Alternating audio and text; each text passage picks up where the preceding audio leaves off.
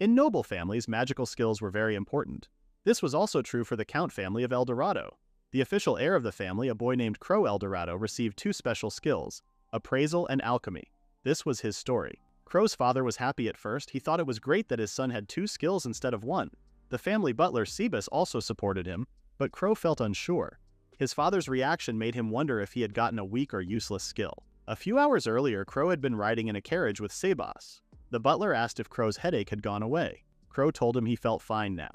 Sebas smiled and reminded him that they would go straight to the elder church once they reached the capital. Crow asked about his father, and Sebas said the rest of the family was already waiting outside the church. This made Crow feel excited. It was finally time for something he had been looking forward to.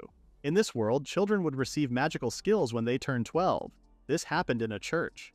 A skill was a magical power that stayed inside a person forever. There were many kinds of skills. As a noble, Crow dreamed of protecting the kingdom and his family's land one day. Because of this, he hoped to get a strong skill for combat. There were 4 powerful types of magic: fire, water, wind, and earth. His oldest brother, Hawk, had a strong fire skill.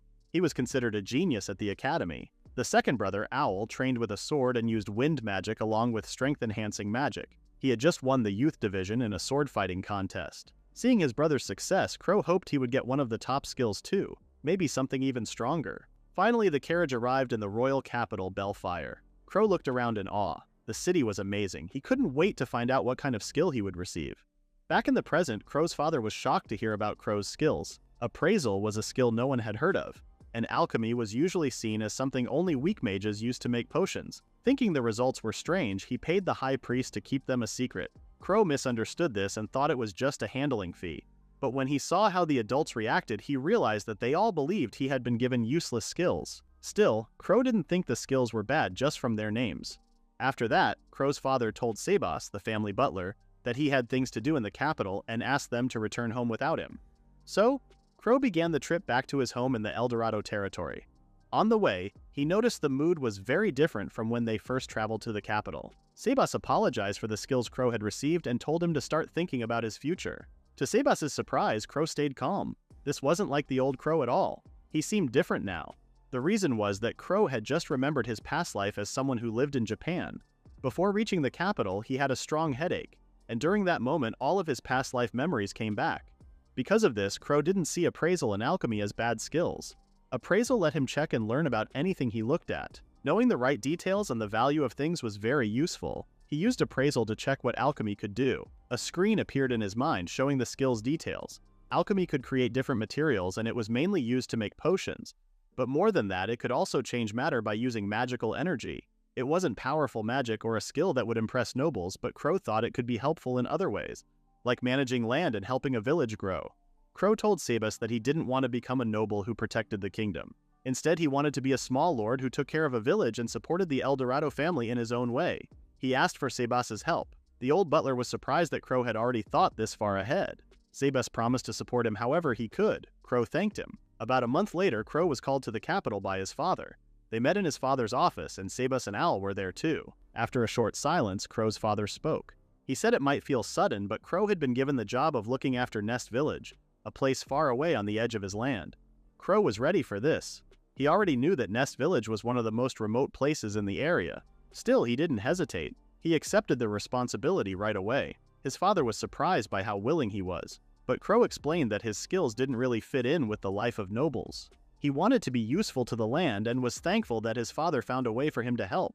Sebas and Owl looked a bit worried, but Crow was just happy to leave the difficult noble life behind. He had skills he wanted to use, and working in a faraway village gave him a sense of purpose. His father was surprised but then smiled. He went on to explain more about Nest Village. It was near the Demon's Nest, a dangerous place full of monsters. Because of that, he decided to let Owl stay with Crow for a while. Owl quickly hugged his younger brother. Crow asked if he was really okay with that. Owl said it would be good training, and since his little brother was heading to a risky place, he couldn't let him go alone. Crow didn't like being treated like a kid, but he let it go.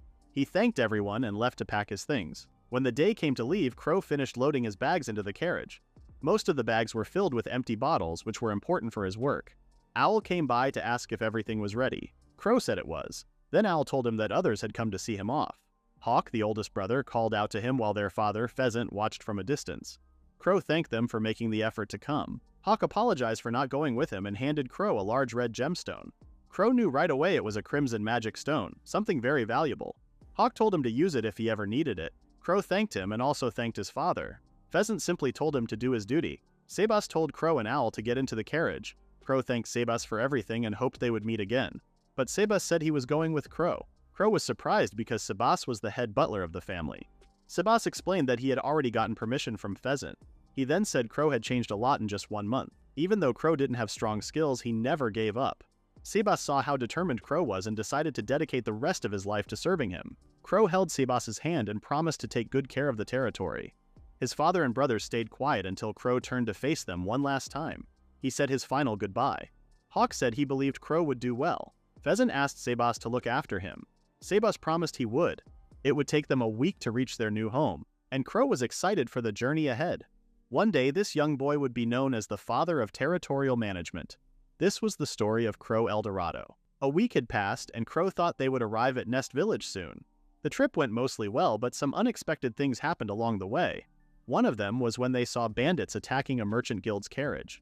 Crow had been practicing his alchemy non-stop since returning from the royal capital, so he stepped forward to test his skills. He fought the bandits, managed to beat them, and saved the merchants. Later, the Swift Archers, a group of B-ranked adventurers, told Crow they were getting close to the village. They said they would go ahead to scout. The team had 2 archers named Yord, the leader, and Nursus, and a mage named Sypha. They were Crow's escorts and would stay with him in Nest Village for a while. Crow began to wonder what the village would be like, but when they finally arrived, they saw a gloomy place that clearly showed signs of poverty. Crow and the others were silent. Even the experienced adventurers were shocked. The poor condition of the village made it clear they were deep in the countryside. As they entered the gates, they noticed someone standing on a rooftop. The man was aiming his bow at something. Looking in the same direction, the group saw a pack of wild fangs, monsters ranked at D level. Sebas realized right away that the village was in trouble. Crow quickly gave orders. He told the Swift Archers to attack with him to pull the monsters away from the village. Meanwhile, Owl and Sebas would sneak around and attack the monsters from the sides while also protecting the village. Sebas warned that it was dangerous, but Owl reminded him how Crow had fought off the bandits. Crow asked if they could make a loud sound to get the monsters' attention. Sypha said he would handle it with his magic. He cast a fireball into the sky and made it explode. The wild fangs turned their attention toward the group. Crow gave the signal. Yord and Nursus began firing arrows accurately, but they were open to attacks from the sides. Luckily, Crow protected them by creating walls of earth. Yord thanked him for the save. Crow had made the clay wall using alchemy. He combined earth with magical energy. But what is alchemy? It's a skill that lets someone create things through something called equivalent exchange. For example, it's possible to make gold by using a certain amount of silver. Alchemy allows the mixing of materials, and with the appraisal skill, it was shown that magical energy could also be used as a material. By mixing magic with matter, people could change its shape. Depending on how it's used, alchemy could even change or create magic. Crow was the only one who truly understood how powerful alchemy could be. The fight continued, and Sebas and Owl kept cutting down the monsters. But Yord saw there were too many and that the battle would take time. Crow then told Owl and Sebas to pull back for a moment. He shaped the earth and created sharp needles that shot up from the ground. The needles pierced the monsters all at once like food on a stick. Everyone was shocked at what they saw. Sebas praised Crow for defeating all the monsters in one move.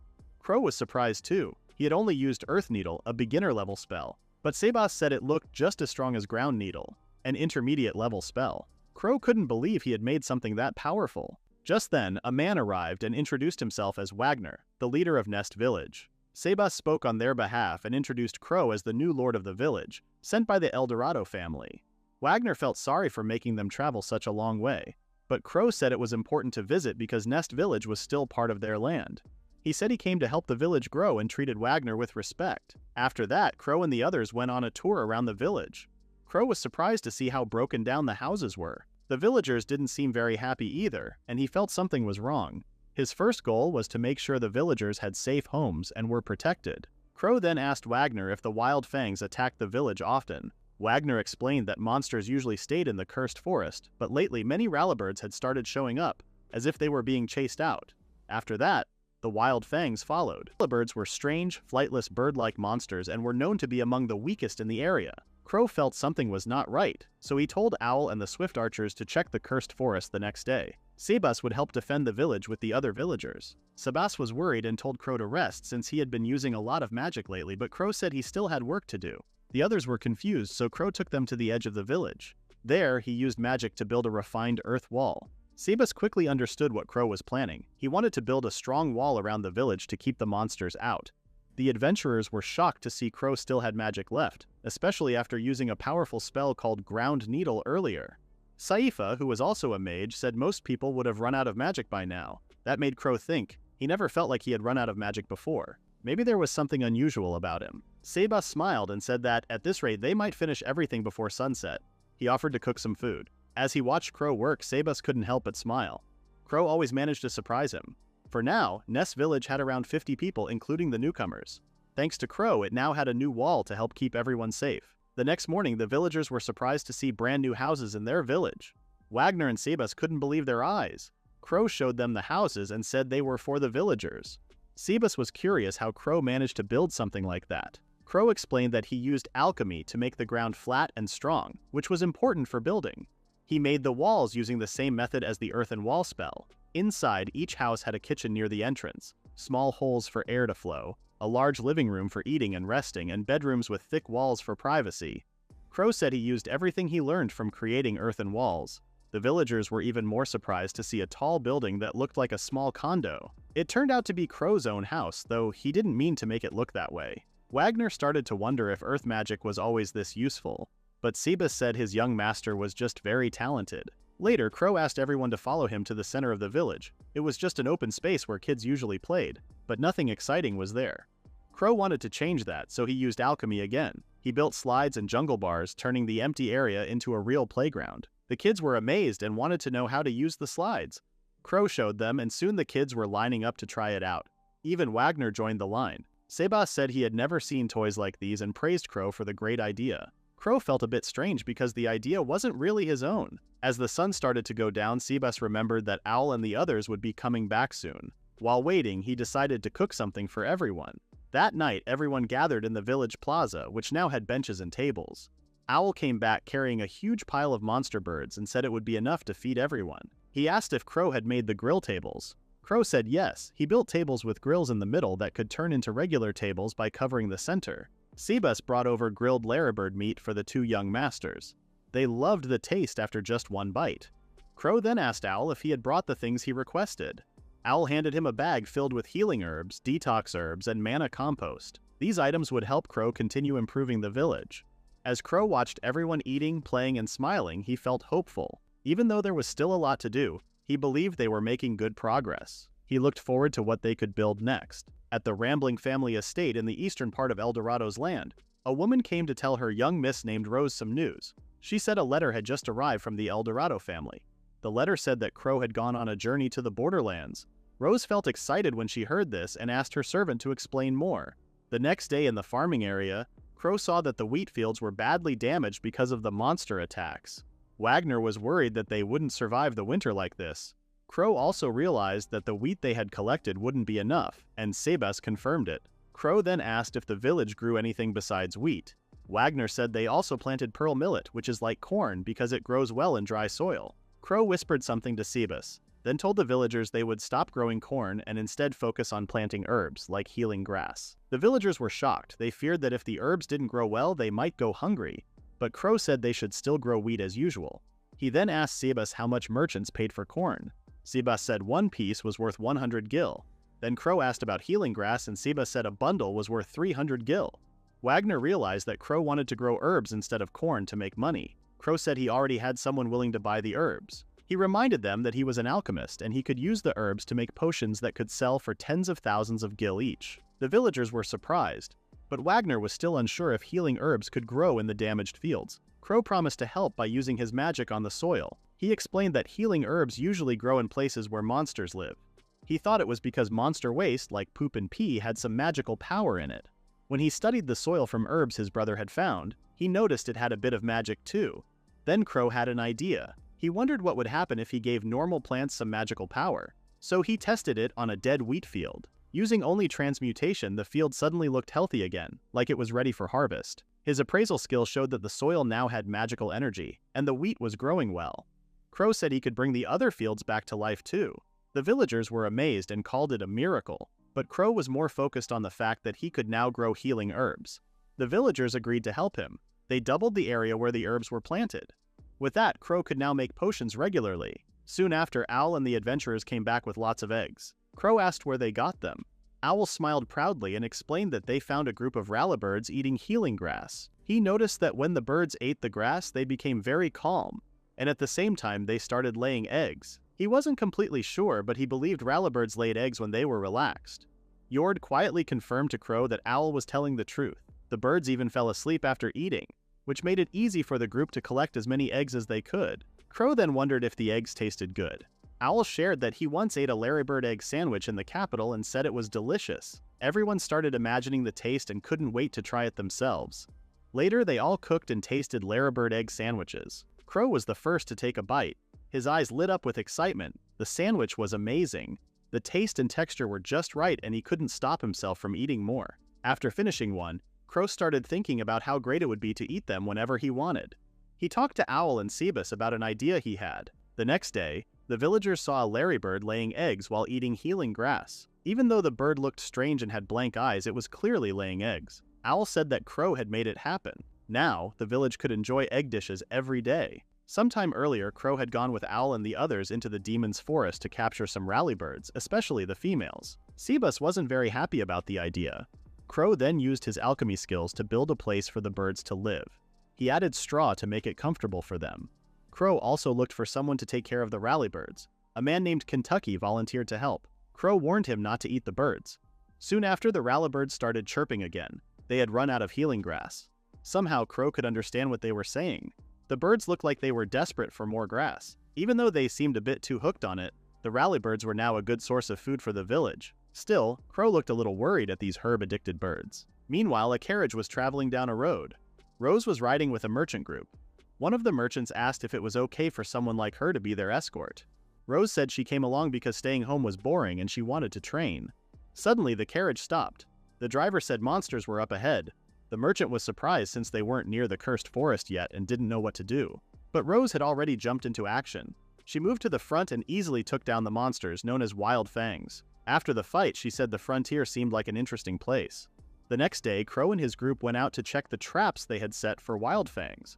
These creatures could be sold for a good price, but instead of trapped animals, they found many Wild Fang bodies in a place where no traps had been set.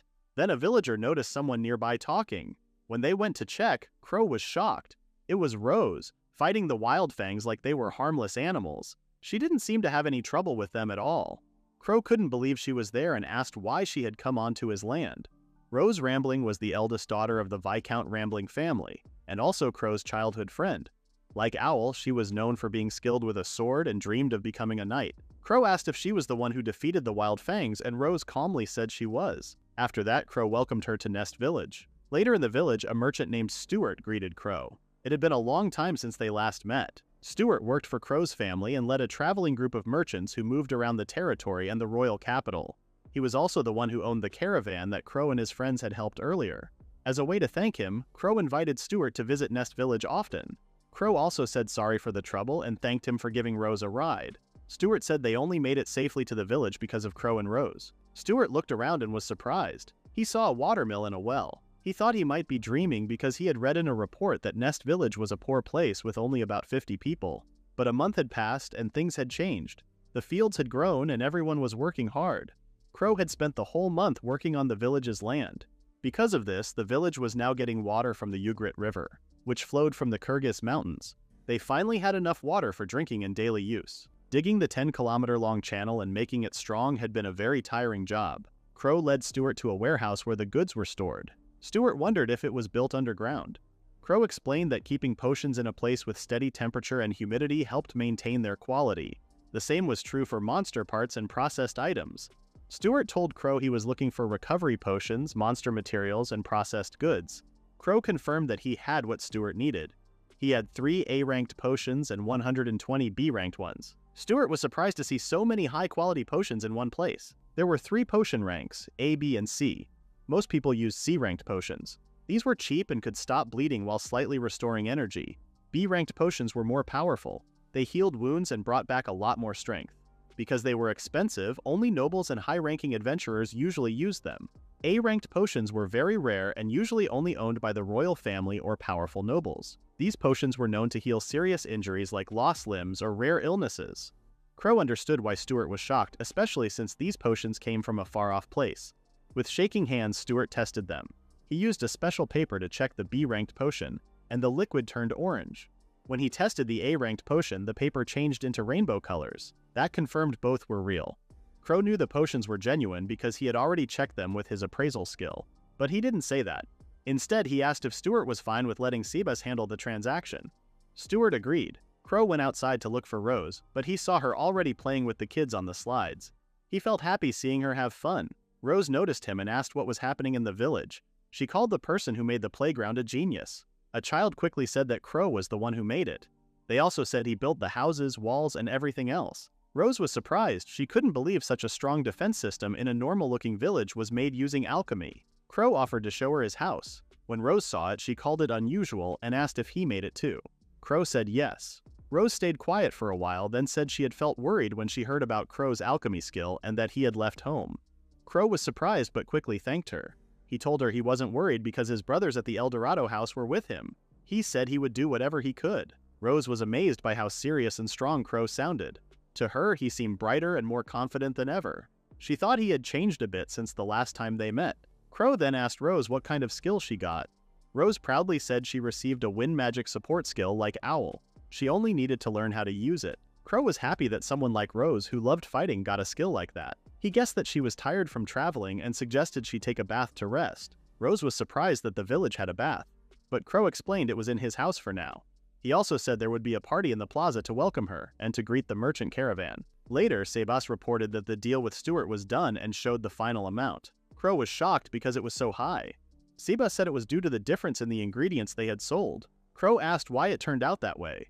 Even though they sold one A-ranked potion, they had already bought a lot of ingredients. Sebas explained that monster materials and finished goods sold for more than expected. The Larabird feather pillows and blankets especially sold at the highest price. Crow agreed. They were very high quality and looked like something nobles would want. Then Crow asked about the food they bought. Sebas said they got a lot of wheat, tomatoes from Red Village, and dairy like cheese and butter from Ragnar Village. He explained that the tomatoes could be made into sauce and the dairy products would be stored in the underground warehouse. Crow used the ingredients he had and made something special. That same day, the villagers noticed a delicious smell coming from a kiln. Curious, they gathered around. Crow pulled something out of it. His special pizza was finally ready. He took the first bite and was surprised by how tasty it was. He didn't think he'd be eating pizza in this world. He had built the oven not long ago, and thanks to his civil engineering skills, it worked really well. Some kids saw it and asked if it was a toy. Crow told them it wasn't for playing. It was for making pizza, and since it got very hot, it could be dangerous. The kids asked if the pizza tasted good. Crow said it did and told them to bring their friends too. Soon, Stuart showed up and asked if he could try the pizza. Wagner and the other villagers followed. Crow asked everyone to form a line. Then one of the kids came back, bringing her friend Rose along. Crow looked around and wondered if he was really a noble. After all, here he was cooking for everyone. But at least now he had created a new popular dish. Meanwhile, deep in the cursed forest, there was a dead giant wolf lying on the ground. Next to it was a small pup, making sad sounds like it was crying. But then, it suddenly stopped when it noticed something nearby. A few days later, Crow visited the cursed forest to check things himself. The leader of the hunting team, Kariski, told him that more wild fangs had been getting caught in their traps lately. Crow explained that this was probably because there were fewer rallabirds around. Since wild fangs followed rallabirds, fewer rallabirds meant fewer wild fangs near the village. This helped keep the village safer, and also let the hunters collect more useful materials. It was a good situation for everyone. After that, they checked the traps set for rallybirds. These traps had healing grasses inside. When something heavy enough stepped in, the entrance would close and trap the creature inside. While the other hunters gathered the birds, Crow noticed another trap nearby. But this one didn't have a wild fang. Instead, it held something different, a silver fang. Kariski said he had never seen this type before. It looked like a young one. Crow used his appraisal skill and found out it was actually a Lavany fang, a legendary ice wolf from snowy mountains. When fully grown, it became an A-ranked monster. There was also a strange belief. When a Lavany fang dies, it creates a copy of itself. Crow told the others what it was. One of the hunters started to sweat nervously. He had heard stories from the guild about this monster. People who saw it never came back. But Crow could tell this one was just a baby. That meant its parent had to be nearby. If left alone, the pup might not survive, and if it did, it could grow into a real danger. Crow decided to bring the pup back to the village. The others were shocked and warned him that it was an A-ranked monster. Crow said he understood and would still talk to Sabas to ask for permission. Still, he couldn't stop thinking. Why was this kind of monster in the cursed forest? He guessed it must have come from the Kyrgyz mountains. He hoped they wouldn't have to kill it. Soon after, the adult Liveny Fang's body was found, and Crow was surprised at how big it was. Owl walked over to him. Crow asked what the creature was. Owl said he had found it in the cursed forest and thought it might be useful. Crow then realized something. It looked like this monster was the parent of the pup he had. Sebas asked what Crow was holding. Crow casually said it was a baby Liveny Fang. Sebas was shocked and asked if it was the same kind of legendary monster. Crow said yes and explained that this baby was the child of the monster they had just found. He said it might be dangerous to leave it alone and asked Sebas if he could raise it in the village. Sebas sighed and said he would have to report the situation to the head of the family. After all, the baby Liveny Fang could grow into an A-ranked monster someday. They also had to decide what to do with the monster's body. In the end, the final decision might be up to Pheasant or even the king. Crow was surprised that it had become such a big issue, especially since they were already raising rallybirds. But Sebas explained that those birds were only E-ranked, much weaker than a Liveny Fang. Suddenly, the pup wiggled out of Crow's arms and ran off. It headed to the spot where Kentucky and the others were cooking rallybird dishes. The pup ran over with its mouth watering. Crow followed and asked Kentucky if he had seen a small white wolf, but the pup had already started eating the food Kentucky gave it. Rose walked in holding 2 drumsticks and asked what was going on. She put the food down and went straight to cuddle the pup. Crow was surprised that a tough swordsman like Rose liked soft and fluffy animals. Rose asked what kind of pup it was. Crow said it was a baby Liveny Fang. At first Rose was silent, then she looked shocked that such a monster was in the village. Crow said he had just found it in the forest. Rose guessed that the parent's body was nearby, and Crow said yes. She felt sorry that the pup had lost its parent. Crow said they didn't know what would happen yet, but he would take care of the pup in the village for now. Rose said that if it was staying, it should have a name. She lifted the pup into the air and called it Ravi. Crow thought her naming style was very simple. Rose then invited Ravi to eat some more food. Before Crow knew it, there were stacks of plates that needed washing. Kentucky also said they were almost out of rallybird meat that was meant to be saved for later. The next day, Crow and Ravi were still asleep by noon. Rose complained about how long they had been sleeping. Crow finally woke up when he heard her and realized he had overslept. Sebas wasn't there to wake him up like usual. Sebas had already left with Stuart to report about Ravi to Pheasant and to explain the A-ranked potion. Sebas planned to return in a month with Stuart's caravan. Crow asked Rose why she didn't go with Owl to the forest. Rose said she had thought about staying to take care of Ravi for a while. Crow understood and offered to make lunch. He also mentioned that he had some work to do later in the afternoon. When Rose asked what kind of work, Crow said he was planning to make a reservoir and asked if she wanted to come. Rose was curious and wanted to see how Crow used his alchemy, thinking it might be fun. While cooking, Crow asked how long Rose planned to stay in Nest Village. Rose said she would stay until the next swordsmanship tournament. Since that would happen next summer, Crow realized she was planning to stay for about a year.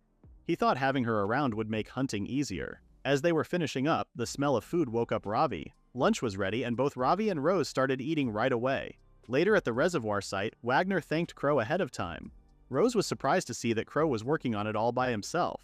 When she saw how big the area was, she thought it would take a very long time to finish. Crow noticed this and believed Rose didn't think he was skilled enough.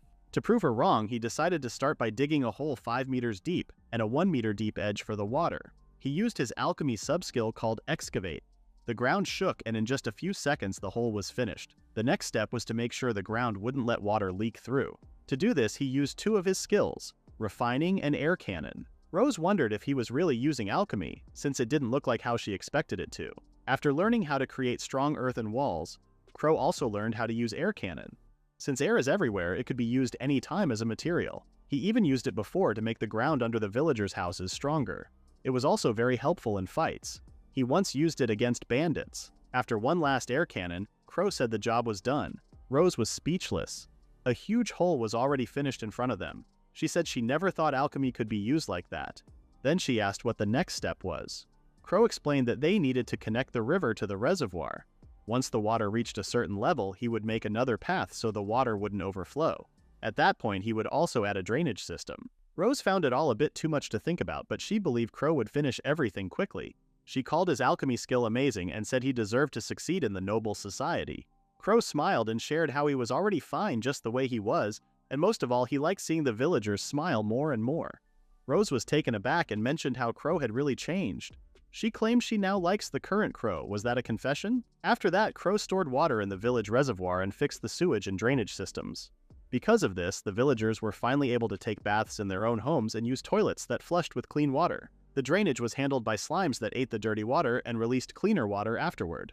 Later, Wagner showed up and said he had heard the loud construction noises from the village. Crow apologized but said that the work was already done. Thanks to the improvements, the villagers now had better ways to stay clean. Just then, Ravi suddenly jumped out of Rose's arms. He barked like he was warning them about something. Rose asked what was wrong, but Crow already felt that something strange was happening in the cursed forest. Deep inside the forest, a bull-like monster with a scary presence had appeared and let out a loud roar. Meanwhile, deep in the forest, Owl looked through a telescope and spotted some bull-like monsters from far away. He realized things were getting worse. He confirmed that a large group of black buffaloes was heading toward the cursed forest. Based on how loud their footsteps were, he guessed there were at least 1,000 of them. Somehow, these buffaloes found a trapped wild fang and broke open the cage. But they weren't there to help. One of the black buffaloes even ate the wild fang like a snack. Owl saw that the buffaloes were still focused on the wild fangs, but he knew it wouldn't last long. Sooner or later, they would attack Nest Village. He quickly gave out orders. First, he told Sypha to use his strongest fire magic.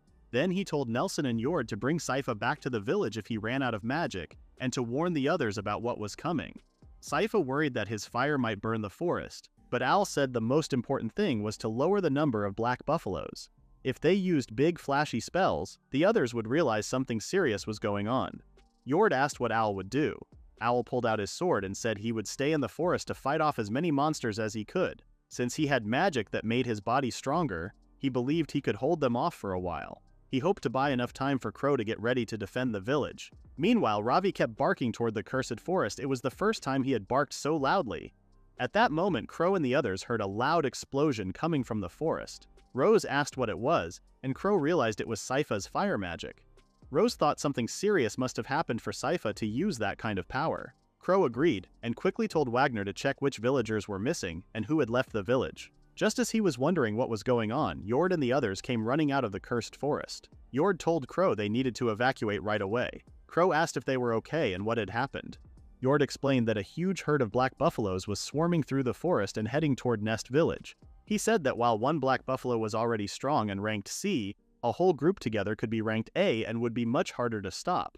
He also said there were around 1,000 of them. Yord added that Owl was still in the forest trying to slow the monsters down by himself. Owl had sent them ahead to warn Crow and the others. Rose was shocked to hear that Owl had stayed behind. Yord offered to help Crow and Rose escape while Owl bought them time.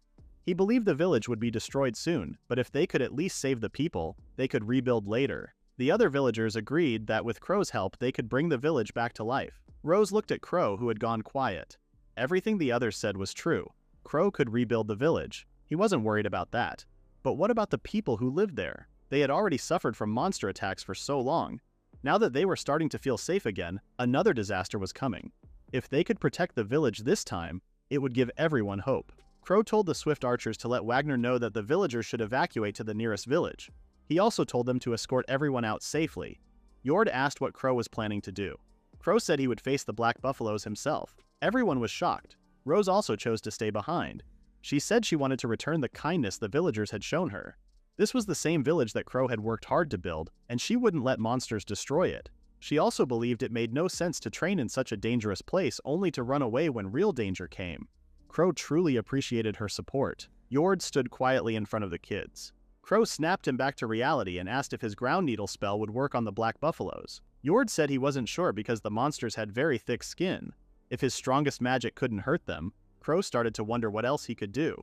He then asked if there was any strong earth magic they could use. That question made Rose remember that earth magic could be used to create golems, giant entities powered by magic. But Yord explained that they would need a special magic stone to make one, and those stones were very expensive. Rose agreed, saying they wouldn't find something like that in a place so far from the city. To their surprise, Crow said he actually had one. It was finally time to use the magic stone. Crow and Rose went to an empty field carrying the crimson magic stone. Crow said he got it from his big brother Hawk before he left home. He felt like Hawk somehow knew he would need it, and he wanted to thank him for that. Rose, however, didn't think Crow could make a golem on his own. She also wondered why they were out in the field. Crow explained that the soil there was full of magic. He admitted he wasn't completely sure he could do it, but he had to try. Since coming to the village, he had used his alchemy skills many times, especially with earth magic. He had gained a lot of experience. Now, with the best red magic stone in hand, he was ready to craft again, just like always. He closed his eyes and imagined a giant that moved like his own body.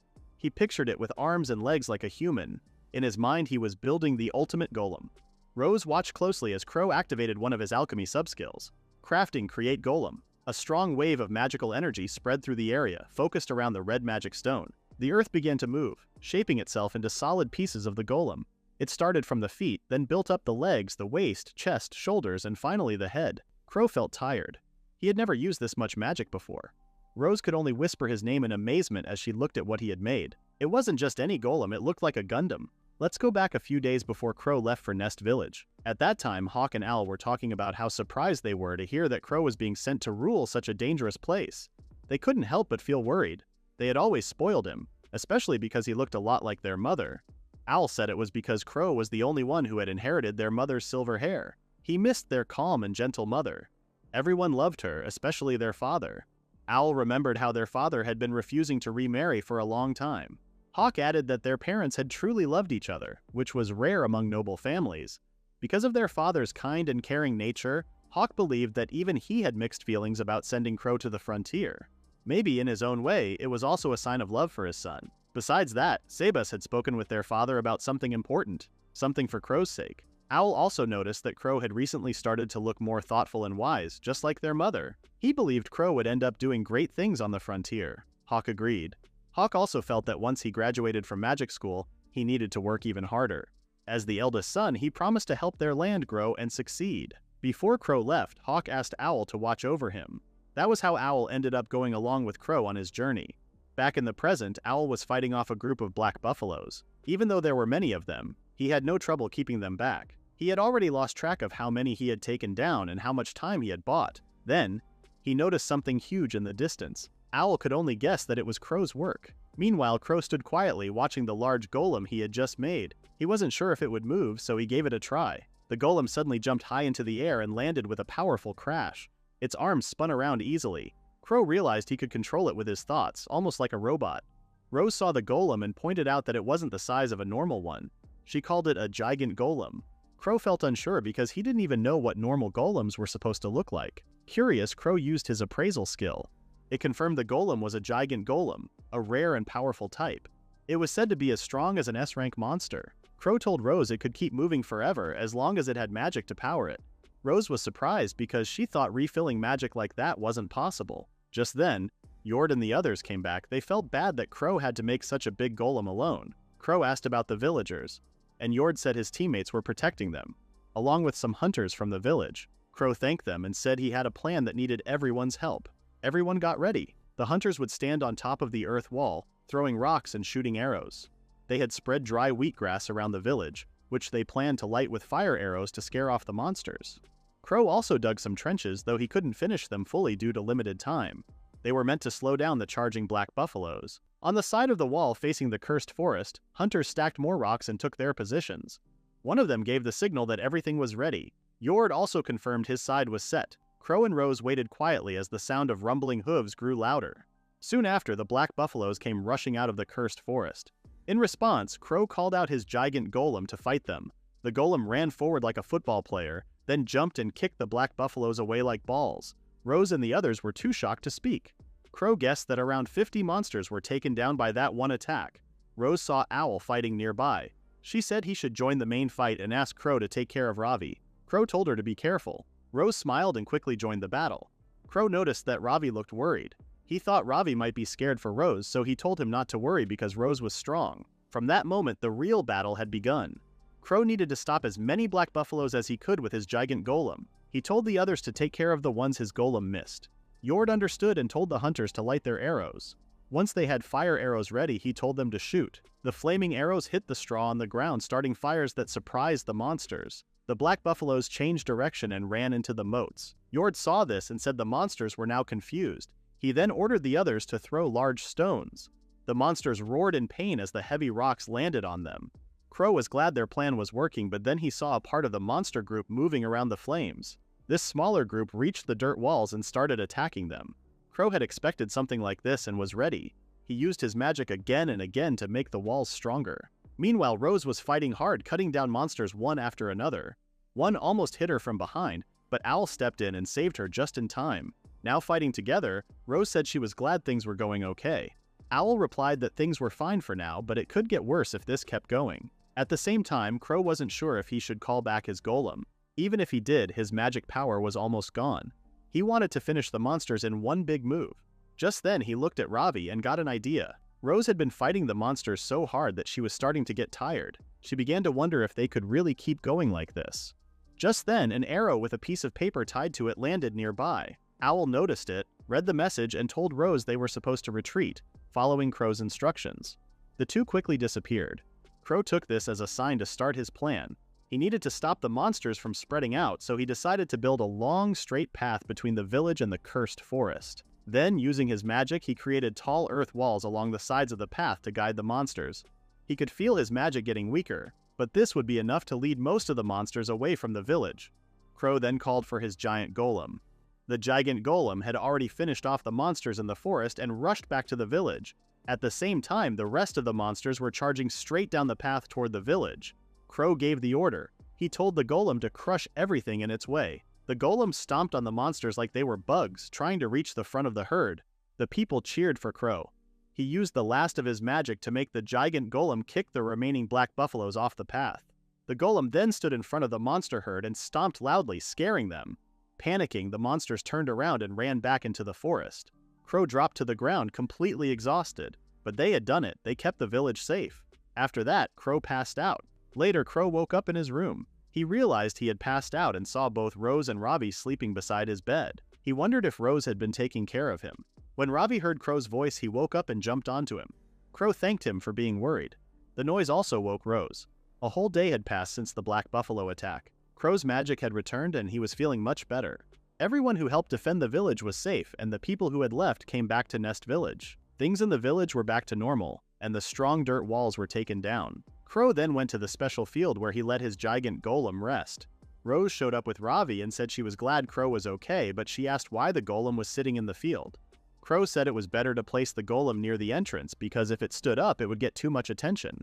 He explained that since he used magic to charge the field every morning, keeping the golem there meant it could charge too. That way, it would be ready in case something bad happened. Rose understood but still thought it looked odd. Just then, Wagner came running up and said there was an emergency.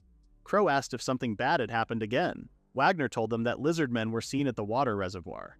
This news surprised both Crow and Rose. Surprisingly, the lizard men seemed calm as they gathered around the reservoir. It was the first time Crow had ever seen creatures like them, and he wondered what they were. Rose was shocked that he didn't know. She explained that lizard men were lizards that walked on two legs and usually lived near rivers and swamps. But unlike most monsters, they could speak human language. Rose couldn't believe Crow had never heard of them. Crow understood what she meant, but he was more focused on how the lizard men looked like they were trying to make the reservoir their new home. Then, someone from the group stepped forward and asked if they were the people who lived inside the walls. The leader of the lizard men tribe introduced himself as Chichikaka. Crow was surprised by how strong the lizard man's accent was. He quietly told Rose that they looked peaceful, but Rose wanted to know why they had come here. Crow introduced himself as the representative of the village.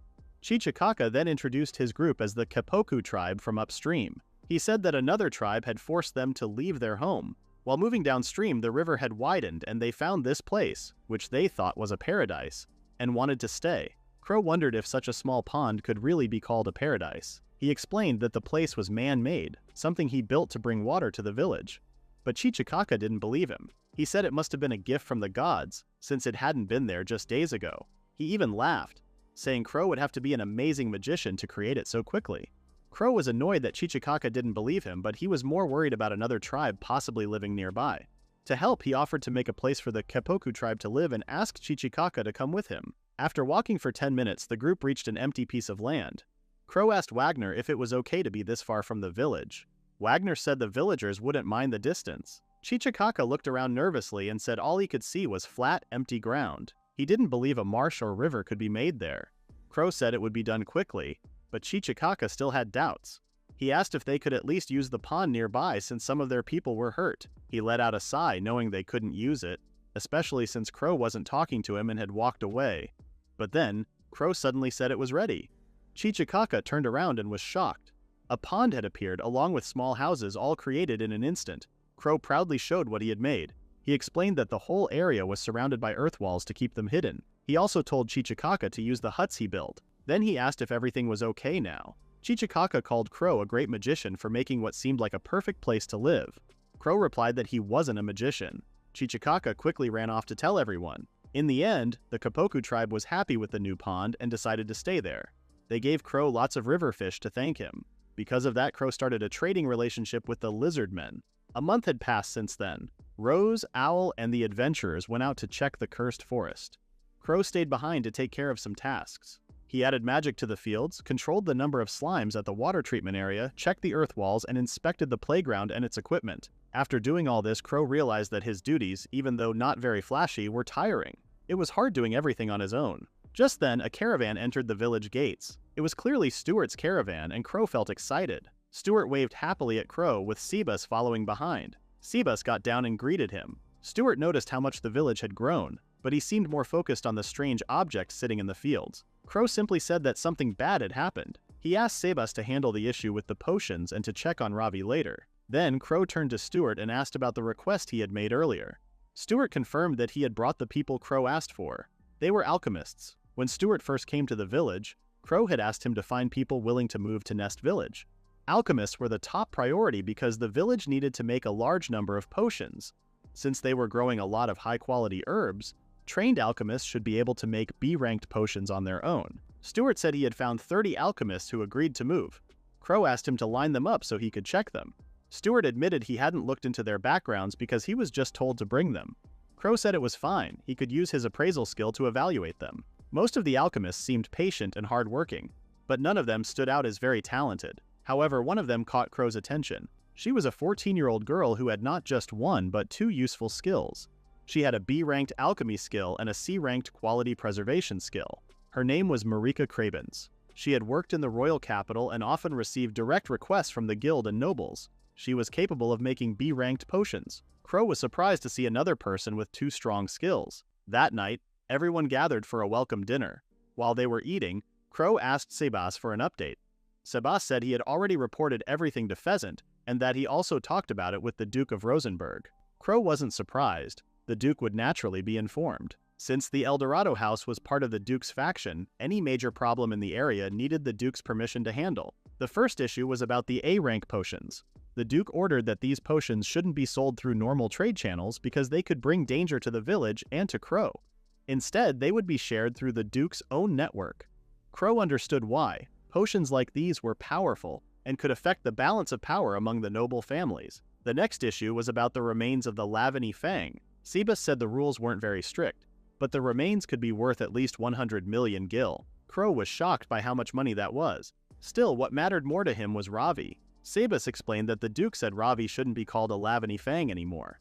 Instead, Ravi would be known as a Silver Fang, a type of wild fang. Sebas also told Crow that Pheasant had used the A-rank potions as a way to make a deal to protect Ravi. After seeing the dead adult Lavany Fang, Pheasant allowed Crow to take care of the young one. He also asked Sebas to take good care of both Crow and Ravi. Crow wasn't sure if the adults really trusted him or not, but with his father's support, he felt ready to start improving the land without any doubts. Sebas then asked what Crow planned to do next. Crow said he wanted to start by training an alchemist. When Sebas asked if there was anyone good among the people he had chosen, Crow said there was one. About 3 hours ago, after using appraisal on the alchemist, Crow gathered everyone in the field to check their skills. He introduced himself as the lord of the village, which surprised everyone. But Marika stepped forward calmly and introduced herself. She asked Crow if he was the one who made the amazing potion. Crow was confused and asked what she meant. Marika explained that 10 days earlier, Stuart had given her some B-rank potions to try. She thought they tasted great and asked who made them. Stuart proudly said they were made by Crow Eldorado, the new ruler of Nest Village. That's when Marika became interested. Stuart also told her the village was looking for alchemists who wanted to move there, and he asked if she was interested. Marika didn't hesitate. The chance to make potions with Crow was enough for her to say yes. That's how she ended up in Nest Village. Crow confirmed that he was the one who made the B-rank potion. Marika then knelt down and called him a god. Crow could tell she wasn't a bad person. Marika then pointed to the grass growing in the fields and said it looked like healing grass to her. Crow said she was right. The village was growing healing grass. The other alchemists couldn't believe it. Healing grass wasn't something people could normally grow. Crow reminded them that healing grass usually grew in places where monsters lived. He said he had studied the soil and found that it had magic in it, so he thought that if they added magic to the fields and made the soil like the one in the cursed forest, they could grow the grass. Marika wasn't surprised. She expected that kind of thing from someone she called a god. She then lay down in the field, happy to be near the high-quality healing grass that could be used to make the tasty B-rank potions. Crow slowly realized that Marika was a bit strange. Crow explained that the area around the village had clean, tasty underground water that came from the Kyrgyz mountain range. This special water helped make their potions better. He said the village didn't just make low-quality potions, only potions below C rank.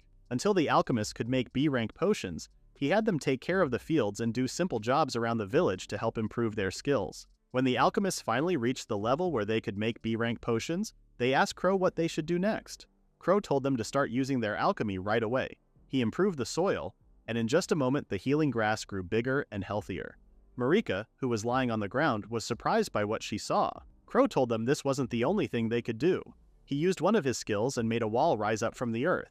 He explained that he used alchemy to put magic into the ground and changed it into a wall. He also said the wall's strength could be made even better.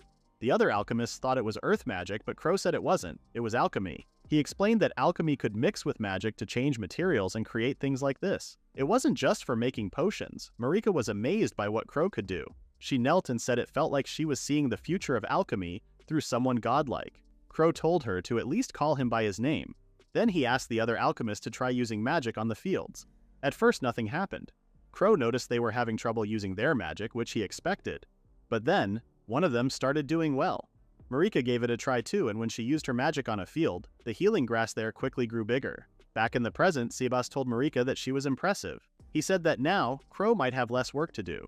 Sebas also shared that he extended the contract with the Swift Archers, and now they had a salary of 1 million gil per month. This time the contract was directly with Crow, not with the Eldorado. Crow was fine with it since the three had been helpful all along. In return, Sebas said that Owl would be leaving soon to join the night school with the merchant caravan. Crow already knew this would happen. Even though he felt a bit sad that Owl was leaving, he was thankful that Owl had stayed with them for so long.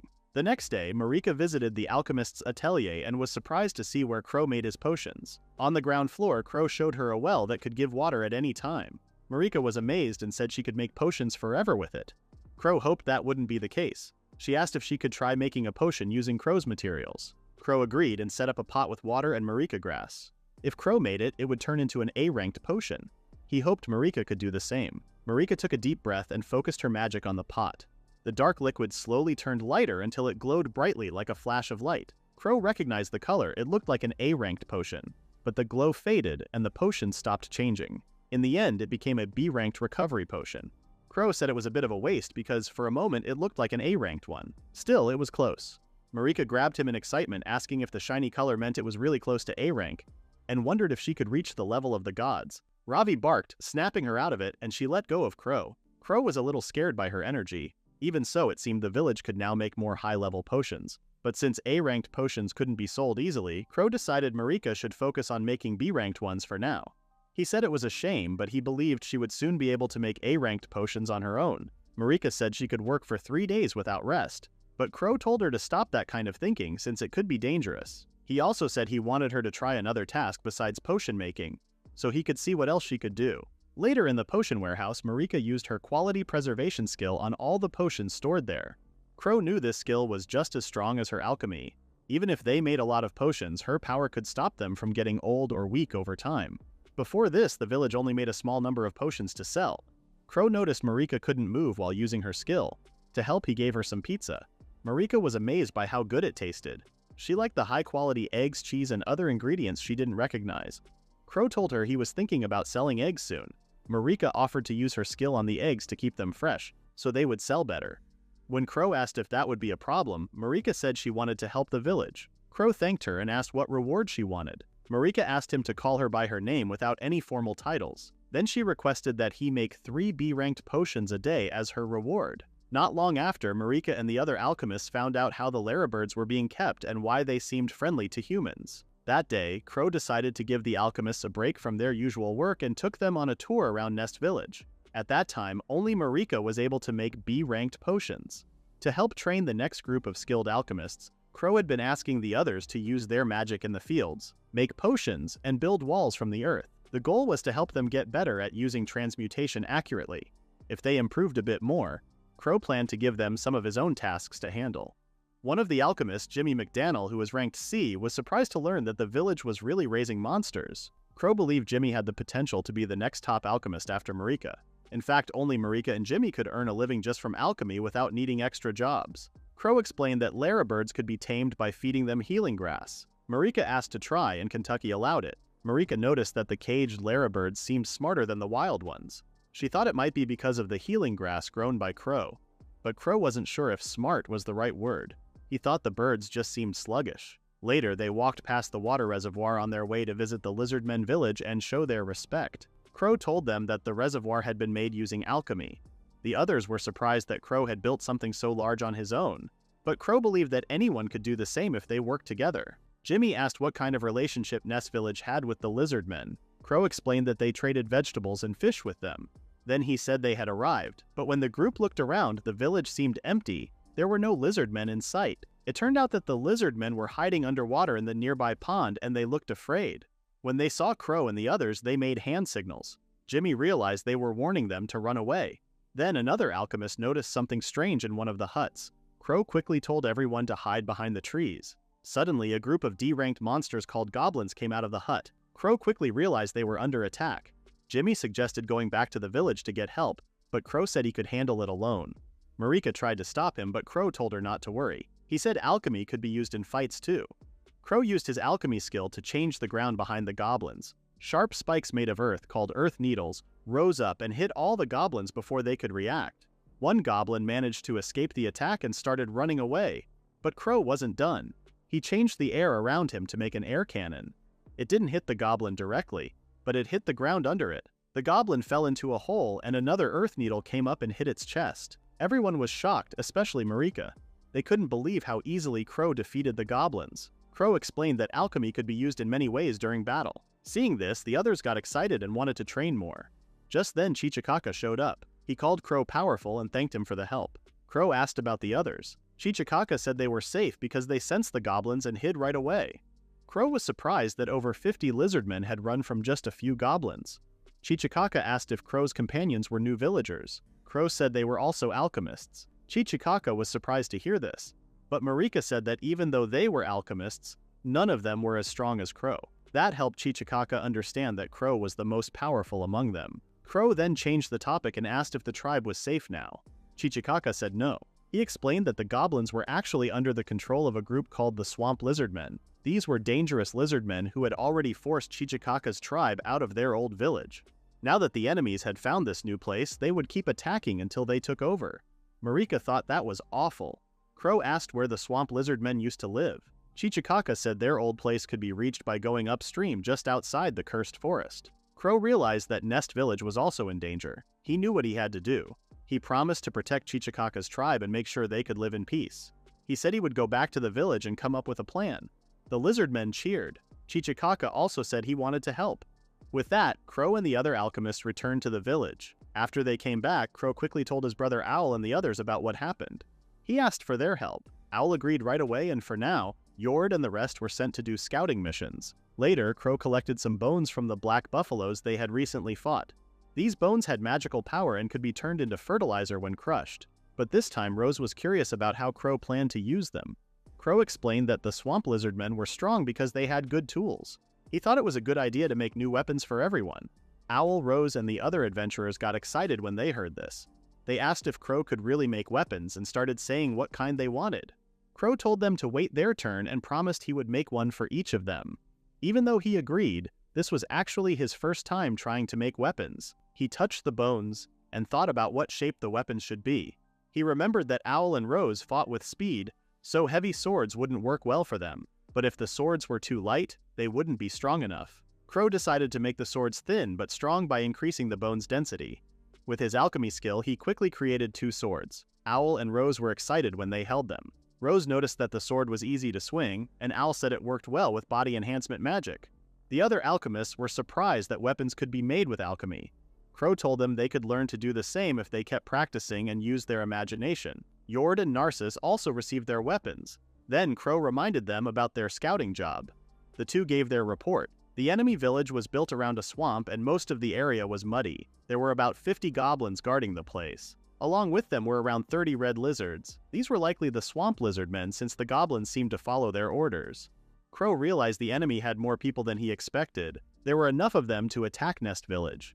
He thought about trying to talk with them if they could speak the human language. Owl also hoped they could solve things peacefully. After thinking for a while, Owl shared an idea with Crow. The two brothers talked it over and Crow agreed to the plan. He also had something he wanted to test out. Then he told everyone that they would begin the mission the next day. Meanwhile, in the swampy village of the lizard men located in the old river area once home to the Kapoku tribe, a red lizard man named Babalgio received news. He was the chieftain of the Dufun tribe. One of his lizard men reported that the Kapoku tribe had disappeared. The goblins had found a source of clean water, and after defeating the remaining Kapoku, one goblin came back to tell the story. Babalgio laughed when he heard that only 4 goblins had taken down the weak lizard men. The goblins also told him they saw a large town ahead, but they couldn't enter because it was protected by walls. Babalgio said they should destroy it when the gates opened. But the humans acted first. Owl, Rose, and some adventurers arrived at the settlement. Babalgio asked who they were. Owl explained they came from a village in the south and that the goblins had been causing problems there.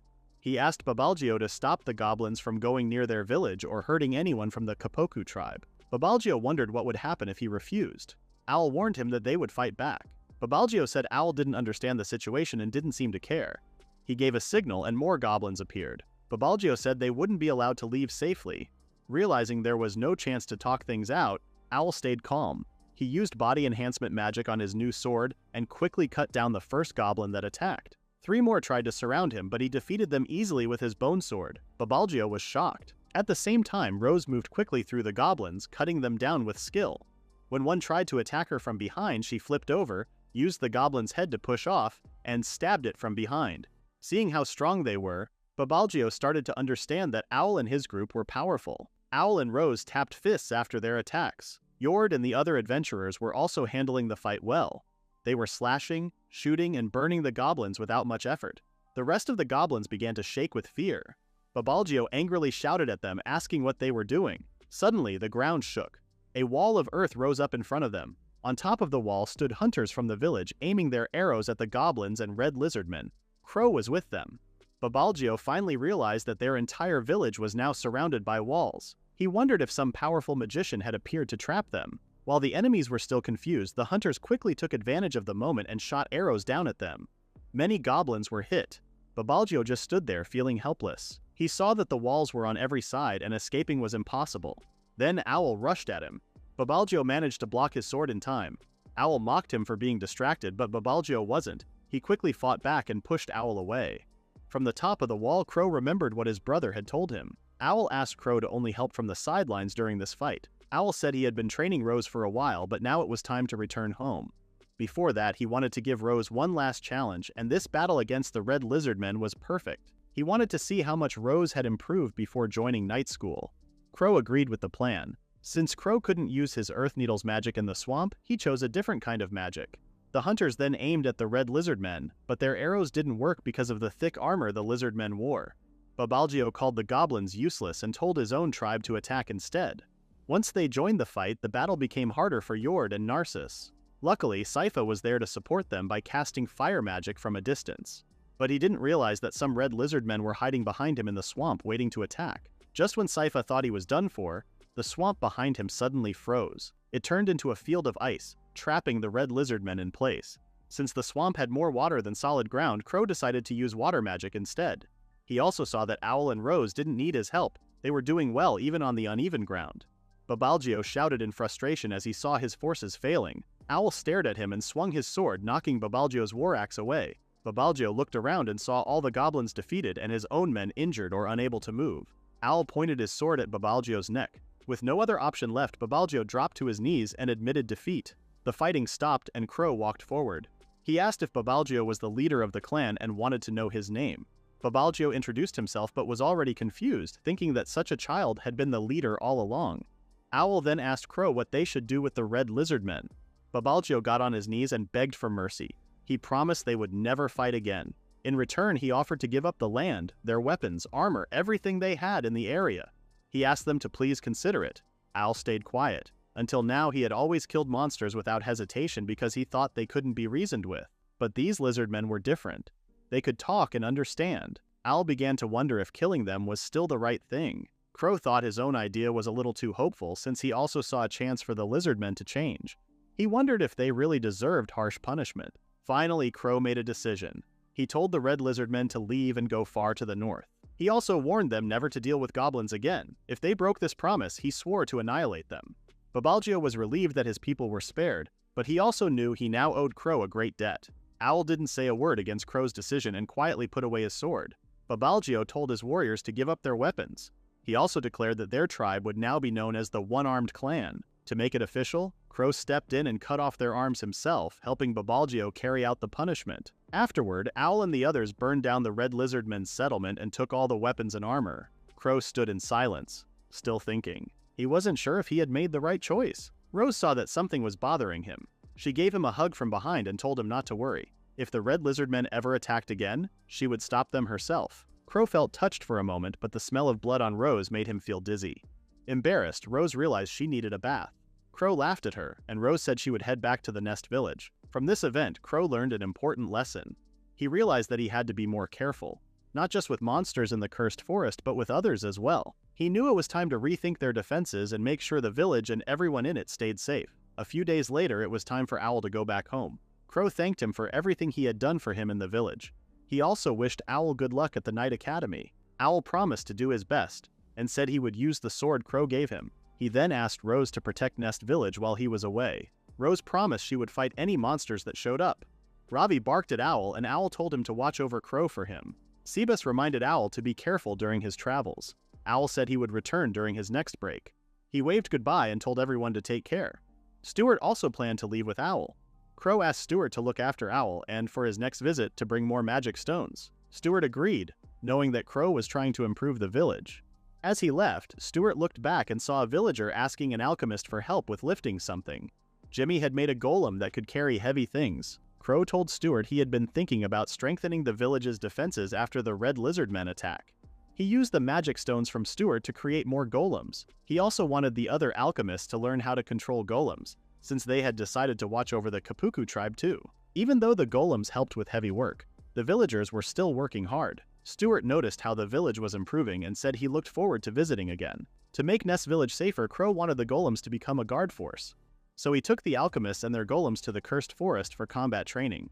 Since the golems would be guarding the village, the alchemists needed to learn how to use them in fights. Jimmy said he would try his best, but he was still nervous. Crow told them not to worry since adventurers were joining them for support. Suddenly, Yord reported a monster nearby. A wild fang appeared. Crow told Jimmy to get ready. The wild fang attacked the golem first and Jimmy started to panic. Crow reminded him to stay focused. Jimmy then made the golem grab the wild fang and throw it aside. The golem charged forward and hit the monster hard, knocking it down. The wild fang was defeated. The other alchemists were surprised and impressed that Jimmy was able to control the golem so well. The training continued and the other alchemists followed Jimmy's lead. Even Marika was enjoying the fight. Her golem, decorated with a ribbon, defeated several monsters easily. After seeing how powerful the golems were, Jimmy said they were amazing. The others also realized they could fight with their golems too. As Crow had expected, Marika stood out the most. She defeated as many as 15 wild fangs. It seemed that the alchemist's skill level made a big difference in how strong the golem was. Crow then told the group he had something else to do. He left the rest of the training to the adventurers and asked Marika to come with him since she was doing so well. Marika happily agreed.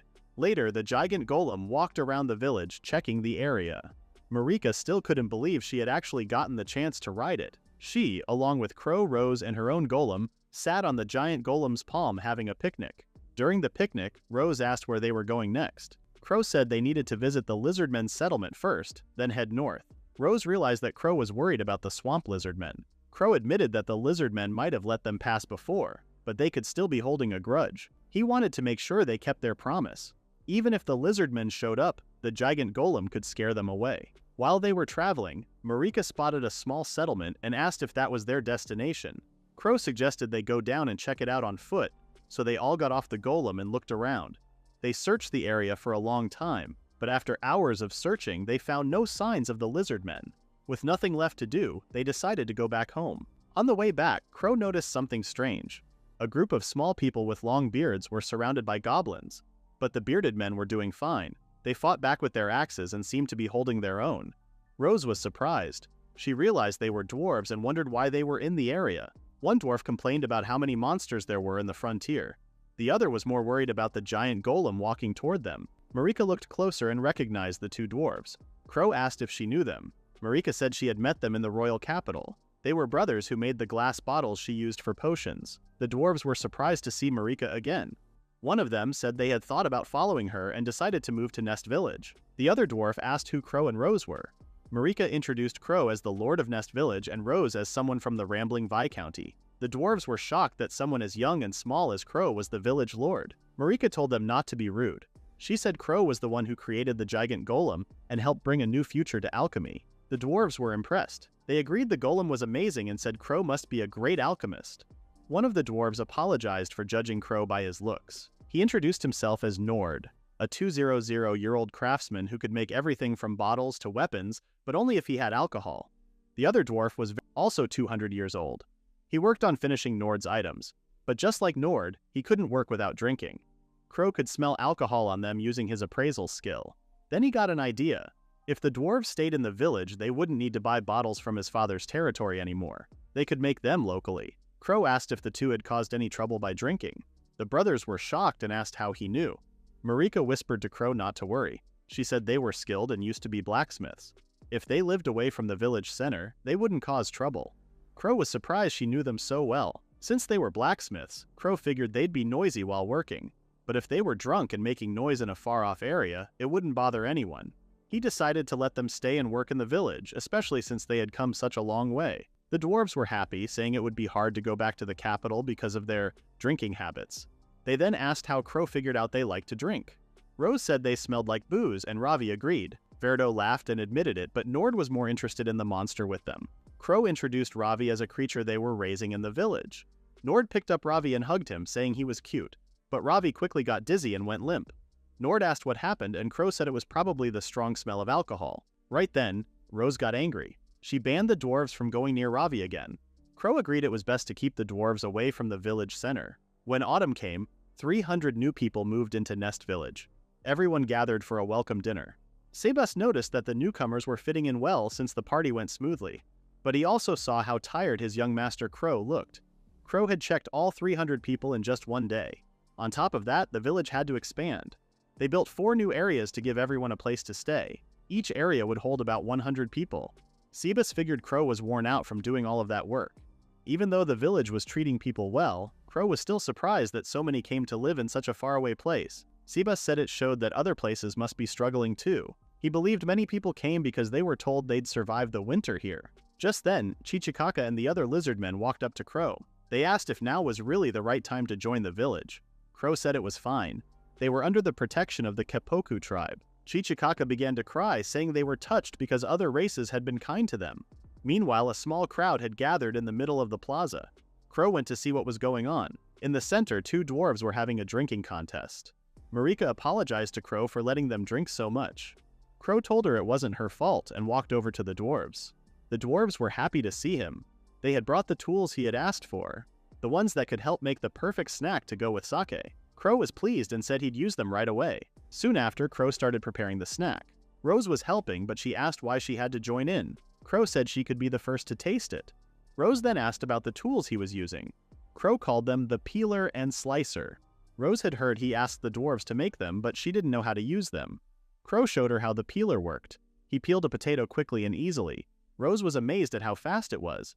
Then he showed her the slicer and how it cut the potato into even slices. Marika pointed out how much faster it was than using a knife, and how all the slices looked the same. Rose heated a pot of oil to the right temperature, and Crow thanked her. He put the potato slices, which had been soaking in water, into the pot.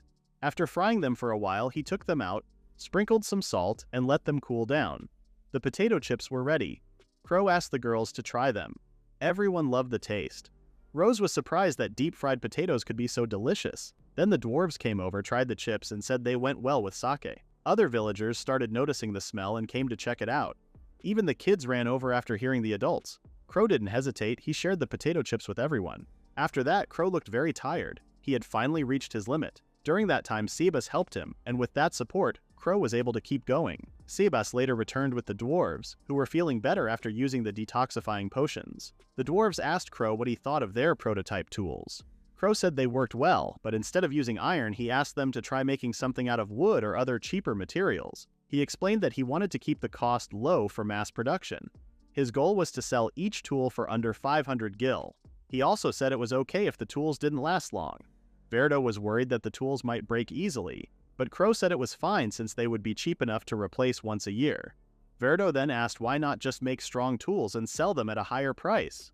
Nord also wondered why Crow was focused on making them so cheap. Crow explained that he wanted potato chips to be something anyone could enjoy. He wanted them to become popular. His plan was to sell large amounts of chips in the royal capital and earn a good profit. To do that, the tools needed to be affordable. Nord understood, but Verdo said they weren't used to making cheap tools. However, as the dwarves looked around, they saw how happy the villagers were while eating the potato chips. The smiles on people's faces made them realize something important. Making people happy was the best reward for a craftsman. After that, the dwarves went back to drinking and told Crow to look forward to the improved tools.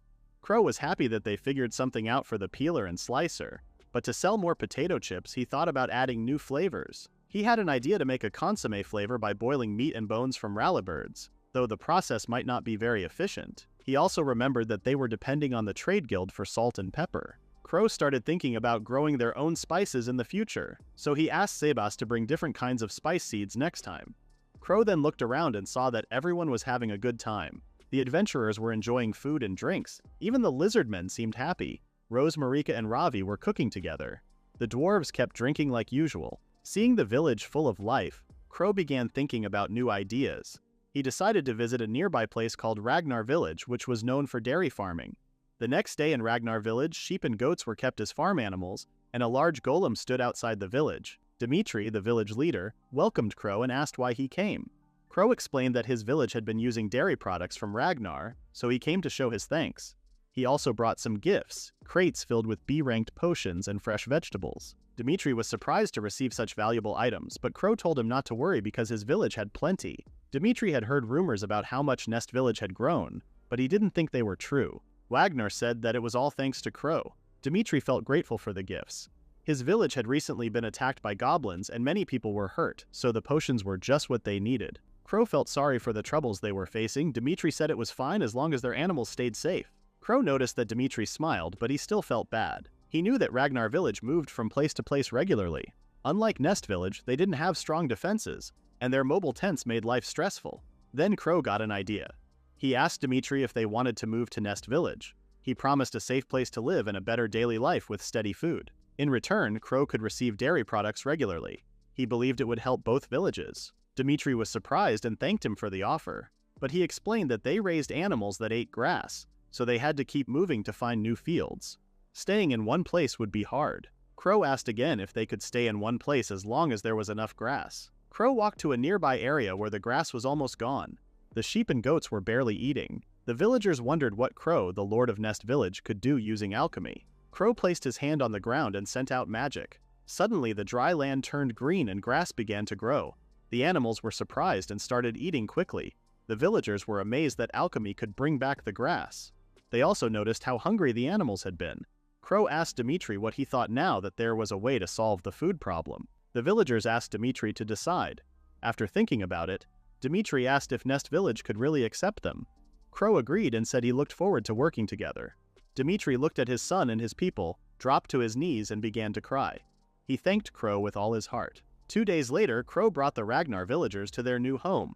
He welcomed them and showed them around Nest Village. Since the villagers were herbivores and easily scared by monsters, he placed their new homes on the southern side of the village, far from the cursed forest. Crow had also built houses for them ahead of time.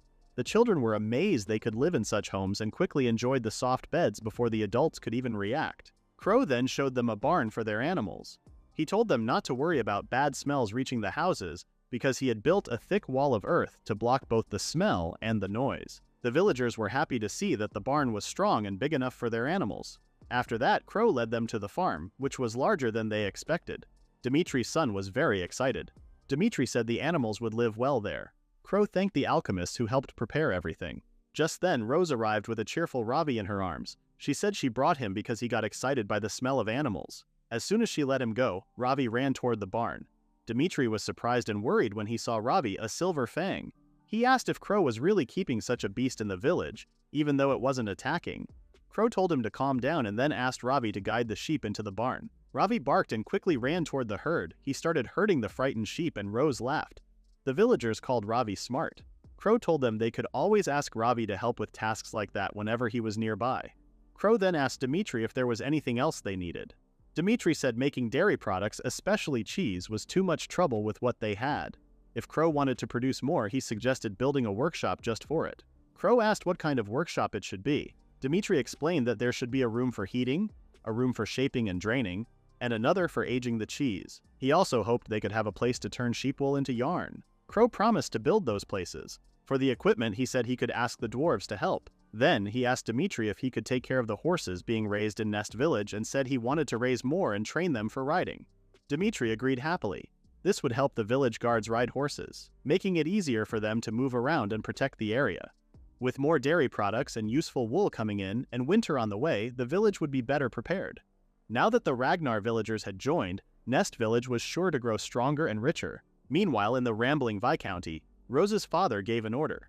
He wanted someone to go to Nest Village where his daughter was staying. He chose a female knight named Diana. For some reason, her smile looked strange and gave off a bad feeling. A few days later, the villagers, especially Crow, were enjoying some cheesy pizza. But their breakfast was suddenly interrupted when Rose came running in, looking very worried. She said something bad had happened. According to her, Diana had arrived in the village. Right behind her, Diana followed and told Rose there was no point in running. Rose answered that she wasn't running away. She just wanted to know why Diana had come. Crow started to worry about Rose. Then Diana stepped forward and gave Rose a long hug. She didn't want to let go. Crow used his appraisal skill on Diana. It showed that she was a 12-year-old girl who was a knight and also Rose's maid and helper. She was strong and skilled with a sword. Her favorite person was Rose, and she didn't like being disliked by her. Feeling embarrassed, Rose asked Diana to calm down. Crow greeted Diana and thanked her for coming all the way to the village. Rose was shocked that Crow already knew Diana was coming. Crow explained that he had received a letter from Viscount Rambling asking him not to tell Rose in advance. Diana said she came because Al had gone back home and she was sent to take his place. She also thanked Crow for looking after Rose but said that from now on, she would take care of everything Rose needed. Rose couldn't believe her relaxed life was now over. Crow told Diana she could live in Rose's house since it had enough space. In fact, Crow had built a mansion for the Rambling family in Nest Village. Rose told Diana to follow whatever Crow said. For some reason, Diana seemed excited about living alone with Rose.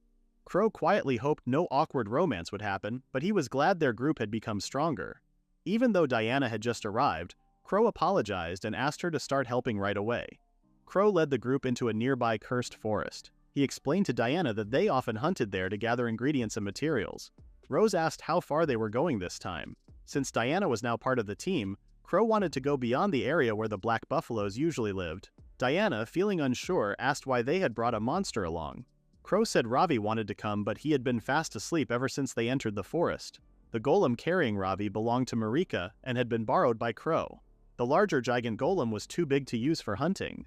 Suddenly, Diana smiled when she saw some black buffaloes. She asked Crow to move aside, then pulled out her sword and shield. One of the buffaloes saw her and charged. Diana blocked it with her shield and stopped its attack. Taking the chance, she quickly struck its legs with her sword.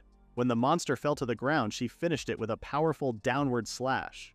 Two more black buffaloes charged at them from different directions. Luckily, Rose reacted quickly and cut both monsters down with ease. Crow was happy to see how well the team worked together. After the fight, they reached a new part of the forest. Crow guessed they were somewhere between the Kyrgyz Mountains and the Cursed Forest. Rose said they had never gone this far before and warned Diana to be careful. Just then, they heard something approaching. Rose said something was coming. A strong monster called an Elder Grizzly appeared. It was a B-ranked creature known for living alone and protecting its territory fiercely. Yord was shocked to see one so close. Crow realized the monster was as powerful as 100 black buffaloes. Rose asked what they should do. Crow took Ravi off the golem's back and said this was a good chance to test the monster's strength.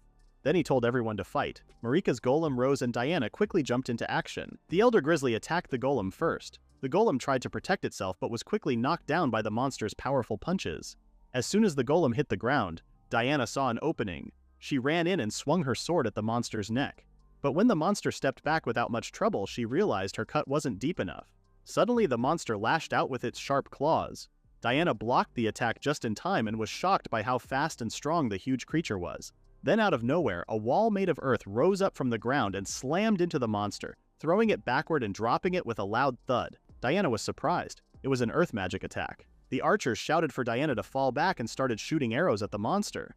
But the Elder Grizzly was too fast and dodged them all. Right then, a mage cast a fire magic spell. He formed a burning spear and sent it flying at the monster. Still, the grizzly jumped back and avoided it easily. Crow wasn't surprised. The monster was ranked B after all, but everything was going as planned. Rose had snuck behind it, and in one quick move, she slashed off its right arm. The monster let out a loud scream and looked tired and scared. Crow saw the change and knew this was their chance. He didn't want to use his ground needle spell because it might hurt his teammates, so he decided to control the golem instead. Marika's golem stood up again and charged at the monster. This time, it managed to hurt the Elder Grizzly. The monster fought back and punched the golem with its one good arm, cracking the golem's head. But the golem didn't stop. It stood back up and attacked again. With one strong uppercut, it hit the monster so hard that the grizzly's head flew off. The Elder Grizzly dropped to the ground, completely defeated. After they won, Crow praised the others for their efforts.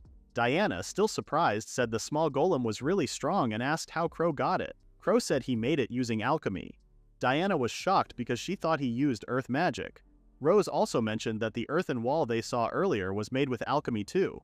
Crow just gave a quiet laugh. Right then, Ravi jumped out of Crow's arms and started running around the area.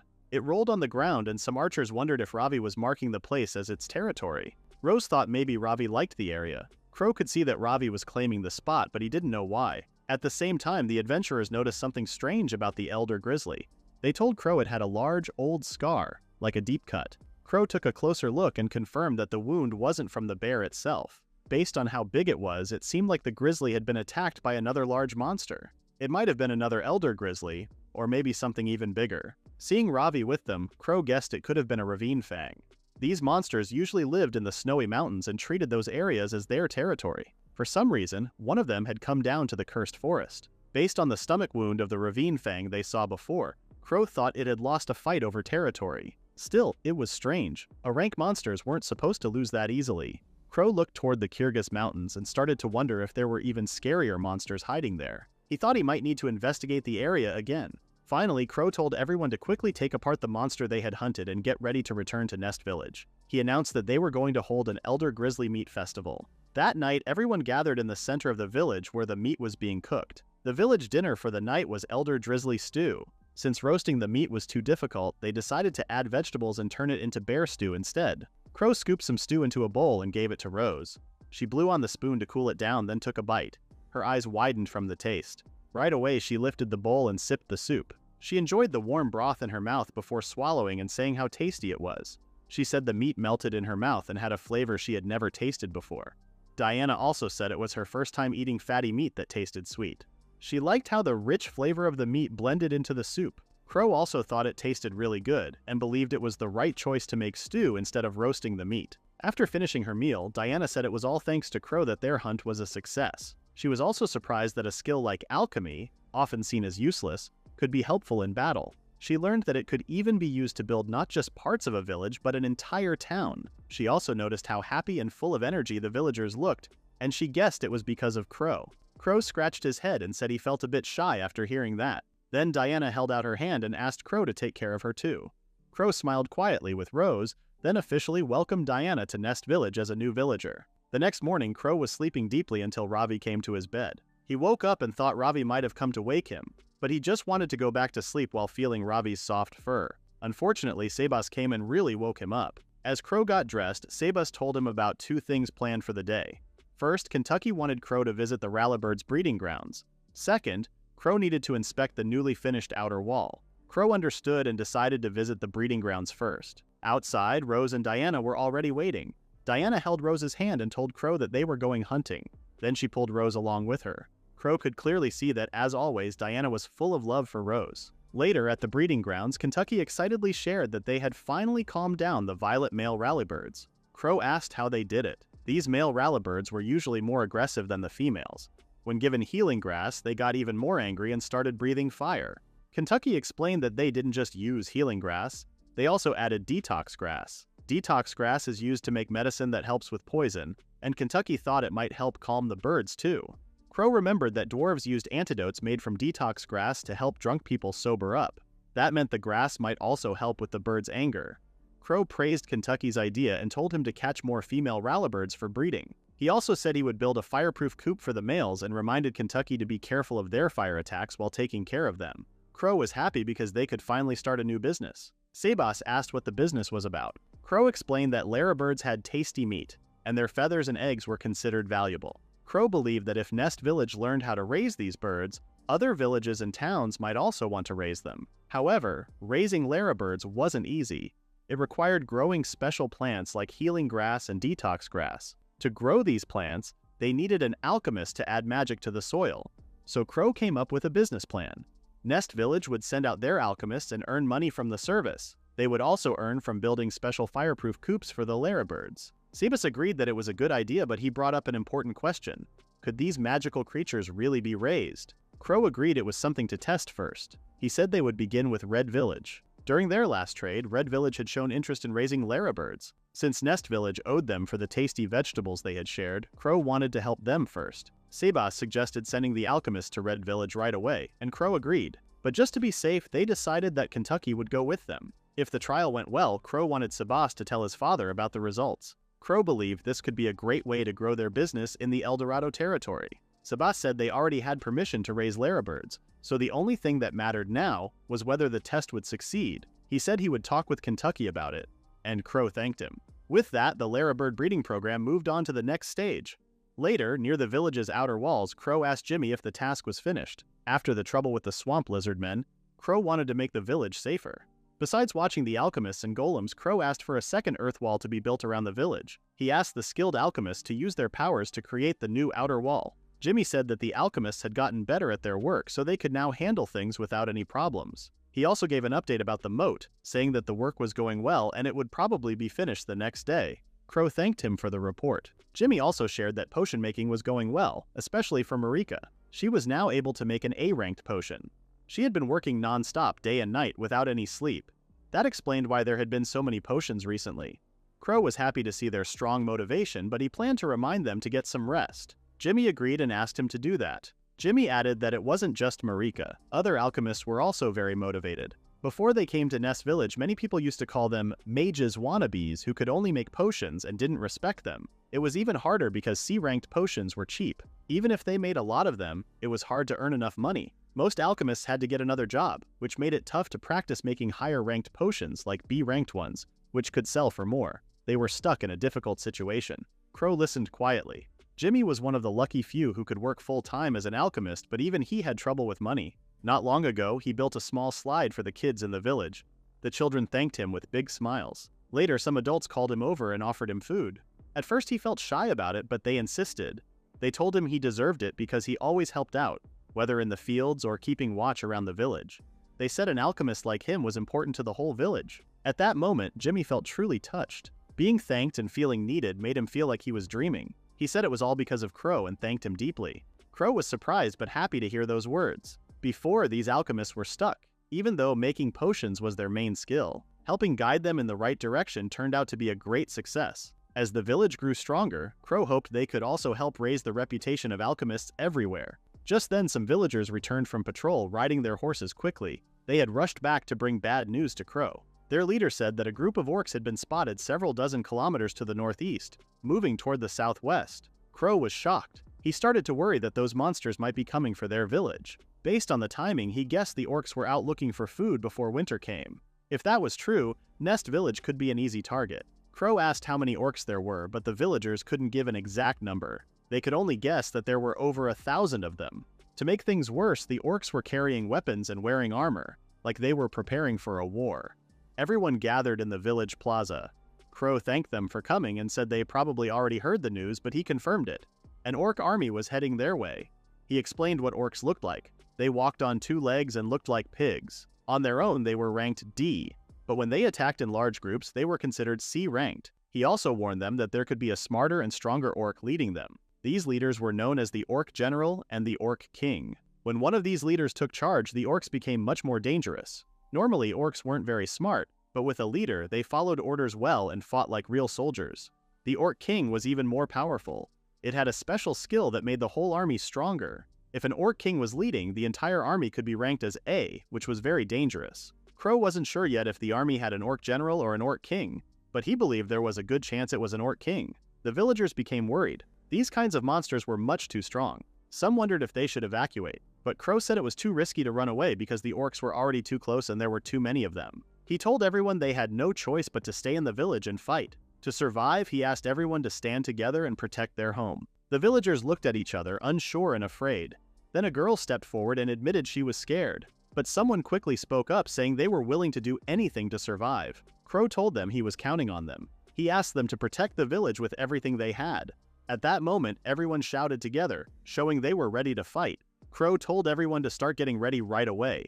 He told Jimmy and the wall team to use as many mana recovery potions as they needed to finish their work. He asked Marika and a few others to refill the magical power in the golems. Then, he told the hunting team to collect the bones of the black buffaloes, because he planned to make bows and arrows. Just then, Chichikaka and some lizardmen arrived. They said they had heard what was happening. Chichikaka explained that if Nest Village was destroyed, the Kapoku tribe would also be in danger. He asked Crow to let them help. Crow agreed and gave them the job of delivering the arrows to the villagers. He also needed someone to bring potions to the alchemists, and Chichikaka said he would take care of it. Later, Nord and Verdo showed up with their tools. The two brothers offered to attach the strings to the bows. Crow thanked everyone for their help. Once all the preparations were finished, he planned to explain the next steps to them. After that, Crow saw the orc army coming from far away through his telescope. Sebas told him that everyone was ready. The moat was also finished just in time. Crow knew their counterattack was set, and all that was left was to activate his golem. The giant golem powered up and stood tall, looking strong and ready for battle. Crow announced that they were going to face the orc army, and everyone cheered with energy. The giant golem locked onto the monsters and charged forward like a bull. The orcs were shocked by its sudden appearance. The golem swung its leg in a big kick and crushed many orcs in one move. Their weapons flew through the air and some even hurt the orcs themselves. The golem stood firmly, showing off its strong new feet. Crow had made the feet bigger and added spikes to make it more powerful. Crow then looked around for the boss monster. He spotted a very large orc in the middle of the group, shouting orders. Crow guessed it was the orc general. The orcs then split into two groups, trying to attack the golem from both sides. But Crow had a plan. The archers shot their arrows, but the orcs blocked them with their shields. They started laughing, until something hit them hard. Smaller golems had entered the fight and began smashing through the orcs. Jimmy told the other alchemists to keep the orcs away from the village walls. The golems fought like trained fighters and knocked down every orc that came near. Crow watched all of this and felt that his giant golem couldn't lose. He decided to go after the orc general while they still had the chance. At that moment, the orc general started making strange oinking sounds while looking at the giant golem. The other orcs seemed to understand and smiled. After getting their orders, they ran toward the giant golem, but it quickly kicked them away and defeated them.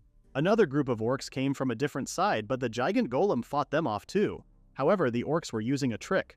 While some distracted one of the golem's legs, others climbed up the other leg.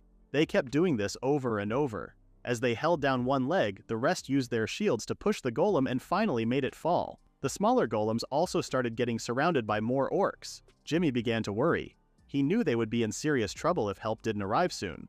The giant golem tried to slap the orcs off its body like flies. The orcs then began hitting the spikes on its body, trying to break them. Crow noticed that the orcs were using their large numbers to win. His golem and the others were having trouble moving. Then Crow had an idea. He remembered that the golems weren't human. They didn't need to move like people. So he made the giant golem stand in a T-pose and spin its upper body really fast. The giant golem spun around quickly and orcs went flying off in all directions. The other alchemists were amazed by the move. The golem kept spinning until it created a strong tornado-like wind. Marika then told the others to follow Crow's example. They moved forward but kept a safe distance. The hunters kept shooting arrows to help the golems fight better. Crow cheered everyone on, telling them to keep going and give it their best. While all of this was happening, Rose and Diana were still running from somewhere else. As the hunters shot their arrows, the villagers and lizardmen kept bringing more to help. The golems kept smashing the orcs. Sebas and Seifa used fire magic to attack the large group. The giant golem spun around, hitting anything in its way. So far, Crow saw that his allies were doing well, but he got curious about the enemy's side. When he looked through his telescope, he noticed something surprising. Among the orcs, he saw a red lizard man with only one arm. It was the same one he had seen before, Babalgio. Crow wondered why Babalgio was even there. Some time ago, Babalgio shocked his tribe by saying he wanted to go to the eastern forest. He said he heard about a wide swamp there that could be a good new home for their tribe. But the others were worried. They reminded him that orcs lived in the eastern forest and would never let them pass. Babalgio then said they needed to offer something in return. He chose to give the orcs information about Crow and his village. He knew the orcs would need a lot of food for the winter, and the village was the perfect target. Babalgio and his group understood how strong Crow was, but they believed that with the orcs' help, they might win. Just like they hoped, the orcs agreed. They were desperate for food and accepted Babalgio's plan. With 20,000 orcs ready for battle, Babalgio believed they would easily defeat Crow and his allies. He cursed Crow and felt sure that everything was going as planned. But now, Babalgio faced something he didn't expect. He couldn't believe a golem that big even existed. His men were nervous and didn't know what to do. Babalgio told them not to be afraid. They had the advantage in numbers, and if they kept pushing, they could still win. Back on Crow's side, his face suddenly grew serious. Sebas asked what was wrong. Crow quietly said that he saw the red lizard man among the orcs. He blamed himself for what was happening, thinking it was all because he had spared the lizard men before. Just then, someone slapped Crow on the back and asked why he looked so down. Rose told him that Crow must have let the swamp lizard men go because he was determined, but now they had no choice but to fight both the lizard men and the orcs. She said they just needed to show the enemies who they were dealing with. Sebas agreed with her and said what had happened couldn't be changed. He told everyone they should focus on beating the enemies in front of them. He also called Babalgio ungrateful and said he wanted to hit him with a strong punch. The hunters smiled when they heard Sebas speak so confidently. Crow finally relaxed and agreed with Sebas. He told everyone to fight with all their strength. Rose was happy to see him back to normal just in time. She then told Diana to come with her so they could take down some of the orcs. Diana followed her right away. Crow asked them to be careful. He also told the two alchemists nearby to help Rose and Diana by using their golems. Back on the battlefield, one golem stood alone facing 3 orcs. One of the orcs tried to attack, but the golem hit back with a strong body slam. While it was busy, the other 2 orcs took the chance to attack it from behind. Luckily, Rose showed up just in time and quickly took down the 2 orcs. Blood sprayed as the orcs dropped to the ground. She turned to face the rest and gave them a confident smile. One angry orc rushed at her, but Diana stepped in and blocked the attack with her shield. She promised herself she wouldn't let her young lady get hurt. Rose told Diana to handle support, and together they cut through the orcs with ease. Crow saw that the girls were handling the fight well. He decided to focus on the orc general, but he couldn't use his gigant golem because doing that might leave their group open to danger. As he was trying to figure out what to do, Ravi barked at him. The monster dog looked serious, like it had made up its mind. Crow asked what was wrong and gently patted Ravi's head. Suddenly, Ravi started to glow. It looked like it was changing. Crow felt his magic being pulled away. Everyone around them went quiet in surprise. Sebas and the other adventurers were even more shocked. They had seen this before. Ravi had grown much larger and changed into a full-grown ravine fang. It stood tall and let out a deep bark, very different from its usual cute one. Crow couldn't say anything when he stood in front of Ravi. Then Ravi growled quietly and let out a loud roar. The adventurers were confused when they saw Ravi suddenly become bigger. Crow quickly checked and realized that Ravi had used magic to grow in size. Ravi stepped forward while still growling softly. Sebas got ready with his sword in case something happened. But to everyone's surprise, Ravi still acted like the same friendly dog and even licked Crow. Crow laughed a little and said Ravi's licking was ticklish. He told everyone that Ravi was still the same even if he looked different. After hearing that, everyone felt relieved. Ravi sat down to make himself shorter and pointed his nose from Crow to his back. Crow asked if Ravi wanted him to ride on his back and go to the battlefield. Ravi barked to say yes, but Sebas didn't want his young master to go alone. He tried to get on Ravi's back instead, but Ravi looked away. Crow understood that Ravi only wanted him to go. Sebas tried to stop him, but Crow promised he wouldn't push himself too hard. He said he would come back if things got too dangerous. Then, Crow got on Ravi's back and told everyone he was heading out. Ravi quickly ran along the walls and jumped into the battlefield with Crow riding him. As they moved, Crow kept looking for the orc general. He told Ravi to keep going straight. Suddenly, a group of orcs blocked their path. This wasn't a random group, it looked like a small army, complete with weapons and shields. Crow expected something like this and was ready to use his air gun. But before he could act, Ravi sped up. Crow didn't understand why at first, but Ravi just charged into the orcs like a bulldozer. The orcs were thrown aside like toys. One orc tried to attack, but its sword bounced off Ravi's thick fur. Crow was amazed by how strong Ravi was. Soon, they reached the orc general and a few other orcs.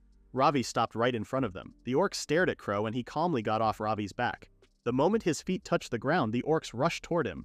Crow said he would finish things quickly. He used his alchemy to change the ground and sharp spikes shot up, stabbing the orcs like meat on a stick. All of them were defeated, except for one. Ravi barked and looked up. Crow looked too and saw the orc general still alive and full of energy. The orc jumped high, higher than Jordan, but while it was in the air, it couldn't move well. Crow saw his chance and used a strong air cannon. A huge blast of air hit the orc general and pushed it down onto the sharp spikes, joining the barbecue party. Now it has joined the rest of the orcs. Seeing the orc limp and not moving, Crow finally felt relieved. They had beaten the boss monster. Even though the battle was still going on, Crow noticed that the orcs kept fighting hard. This made him realize that an orc king must be leading them. He started to worry that things would go badly if he didn't find the orc king soon. As he rode on Ravi, his canine companion suddenly began running toward a direction on its own. Crow asked if Ravi could sense the orc king. If so, he told Ravi to go ahead. It didn't take long before Ravi led him to something powerful. Crow spotted a strong presence behind a group of orcs. This one looked different. Its shoulders were covered in armor and its eyes glared with intensity unlike the other orcs. It was the orc king, standing tall and proud among its army. This orc king was a B-rank monster with a skill called hegemony. That skill could link its power with its soldiers, helping them fight for days without getting tired. Worse, it could also grow stronger in battle, up to A or even S rank, based on how many of its soldiers had been defeated. Since Crow and the others had already taken down a lot of orcs, the orc king's power had likely grown to A rank. Fighting it while more orcs were around would be too dangerous. If they kept defeating more orcs, the orc king would just grow even stronger. Crow needed a plan. He quickly used earth magic to harden the ground and created sharp stone needles using a basic spell called Stone Bullet. He didn't aim to kill the orcs, he just needed to stop them. The stone needles shot at their feet, pinning them to the ground so they couldn't move. Unexpectedly, the orc king began slashing its own soldiers into pieces. It didn't hesitate at all. Crow was stunned. While he was still in shock, the orc king rushed at him with full force. Crow reacted fast. He used earth magic again to build a huge wall in front of him, but the orc king was too strong. With just one swing of its axe, it smashed through the thick wall and sent Crow flying. Ravi jumped in to protect Crow. The orc king growled and stared at Ravi. Ravi roared back and bit the orc king on the shoulder. Crow watched as Ravi held on tightly, but the orc king didn't seem hurt at all. With another swing of its axe, it knocked Ravi away. Ravi got back up, but then something even more shocking happened. The orc king's wound healed instantly. Crow and Ravi were both surprised. Crow wondered if it was magic or just a natural healing ability. Either way, Crow now understood that they were facing an incredibly powerful enemy. Something about this orc king was not normal. While they were staring at each other, more orcs showed up. Crow saw that he was outnumbered and thought about going back to the village to get ready for the orcs' attack. But if he waited too long, the orcs would have the upper hand. So he made up his mind to defeat the orc king right there and then. At that moment, Ravi let out a loud roar and released more magical power. It created sharp ice shards and sent them flying toward the orcs. The orcs couldn't do anything against the sudden ice storm and ended up frozen like popsicles. Crow thanked Ravi for taking care of the smaller enemies, so he could focus on the orc king. The orc king charged toward them. Crow knew he couldn't win in close combat. To stay away from the monster, he used alchemy to shape the ground into ground needles. But they didn't stop the orc king. It just smashed through everything with its axe. Since earth magic didn't work, Crow tried something else. He used a powerful air cannon made of compressed air. The blast pushed the orc king back.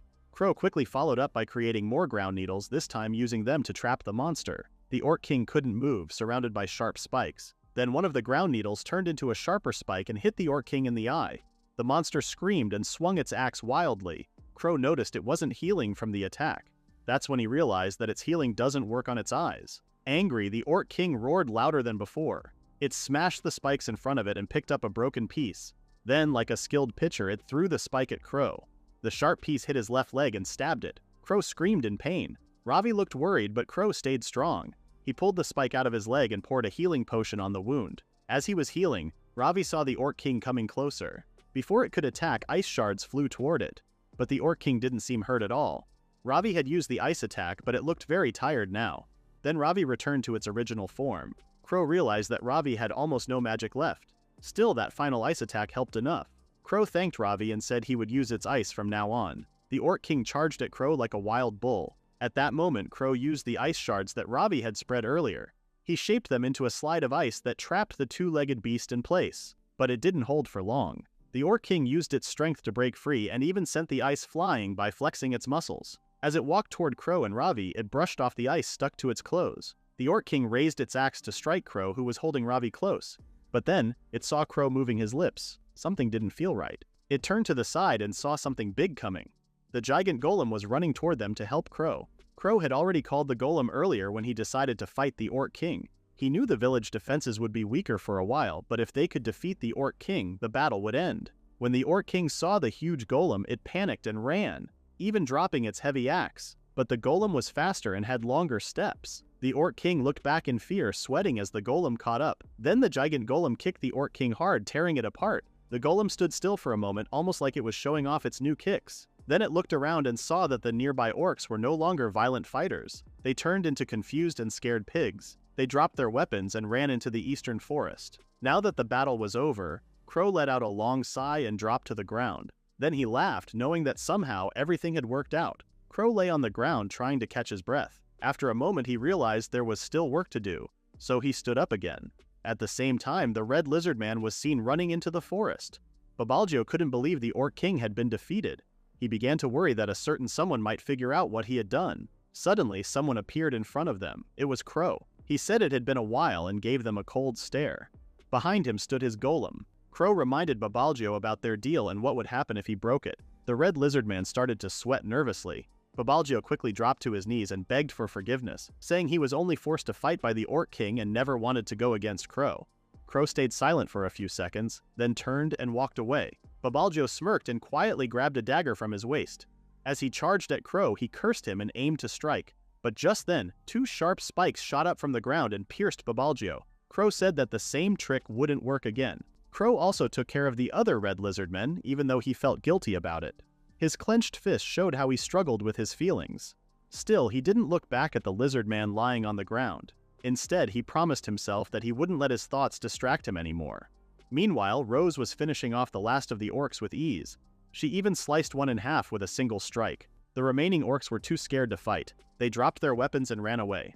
Just then, both Rose and Diana felt a familiar presence coming from the forest. In the distance, Crow was being carried by the giant golem sitting in its palm. He raised his fist and announced that the Orc King had been defeated. Everyone around him cheered. Some people got emotional because of the victory, and even the adventurers looked relieved. Marika cried, worried about Crow's safety. Crow then told everyone they would chase the rest of the orcs into the forest with the help of the golem unit. Rose scolded Crow for being too reckless by fighting the Orc King alone. Then the two of them shared a high five. Jimmy announced that the golem unit was ready. After that, Crow and the alchemists who had golems went into the forest. The alchemists chased the orcs without fear. They used their golems to knock down any orcs they saw. The orcs didn't fight back. They just kept running away, leaving their fallen behind. The last group of orcs ran deep into the most dangerous part of the cursed forest. In the end, Crow and the others managed to push around 3,000 orcs into the forest, where stronger monsters would likely deal with them. After the battle, the group started collecting the orc bodies. The alchemists used their golems to load the corpses onto carts. Crow asked Yord if the orc bodies could be used for materials. Yord agreed, but also said that orcs could be used as food. Rose worriedly asked if they were safe to eat and if they tasted good. Yord said that orc meat, especially the thigh and organs, was known to be tasty. Crow decided it was a good idea, especially since the village needed more food with more people moving in. The next day, the village held a big feast in the plaza with orc meat as the main dish. Crow raised his glass first and thanked everyone for their hard work. The crowd cheered and started eating and drinking. The dwarves were happy to drink even during the day. They thought orc meat stew went really well with their drinks. Meanwhile, Rose was enjoying the food. She and Diana were both surprised by how good the orc meat tasted. Then they noticed a strong smell nearby. They followed it and found a food stall where Crow was sitting and eating. Curious, Rose asked what he was doing. Crow explained that he had made a new dish that looked like pasta. Crow somehow brought tonkatsu ramen into this world. The night before, he boiled detox grass with orc bones and vegetables to remove the bad smell. By adding different extracts, he made the soup thick and flavorful. The soft, juicy meat melted in the mouth, and the half-boiled layered egg added a rich taste. When the warm yolk stayed in the mouth, slurping the noodles made everything complete. Crow couldn't help but slurp loudly like a true Japanese person. After finishing the last of the noodles, he sat back with a calm look on his face. He noticed the girls staring at the ramen, hoping to try some. Crow told them there was plenty to go around. The girls smiled happily. The smell of tonkatsu ramen spread across the plaza, and everyone noticed it. Diana and Rose got their bowls and enjoyed the taste. Soon, the hunters and alchemists joined in. Even Kentucky and the drunk dwarves came over. The ramen stall became very popular, and the rest of the villagers lined up for their turn. Just as Crow finished eating, Sebas walked up and asked if he was satisfied. Crow said he was, but something about Sebas's serious mood made him nervous. Sebas wanted to talk about Crow's risky decision to fight alone the previous day. Crow tried to get away by saying he still wanted more meat, but Sebas told him not to worry as he had already ordered a lot of liver, especially for someone who lost so much blood during the fight with the Orc King. Sebas wanted to talk while they shared the liver. Crow didn't like liver at all and tried to find someone to help him. He asked Rose and Diana, but they both looked away. Then he asked Marika, but she said sorry. Sebas had already bribed her with a high-ranked potion. Sebas was ready and handed him a plate of liver, asking him to eat. Seeing the liver in front of him, Crow panicked and ran off. Yes, this was the same boy who had bravely fought the Orc King all by himself. A week had passed since the war with the orcs. Crow, along with Marika, Jord, and 3 golems, went to the cursed forest to look for a certain material.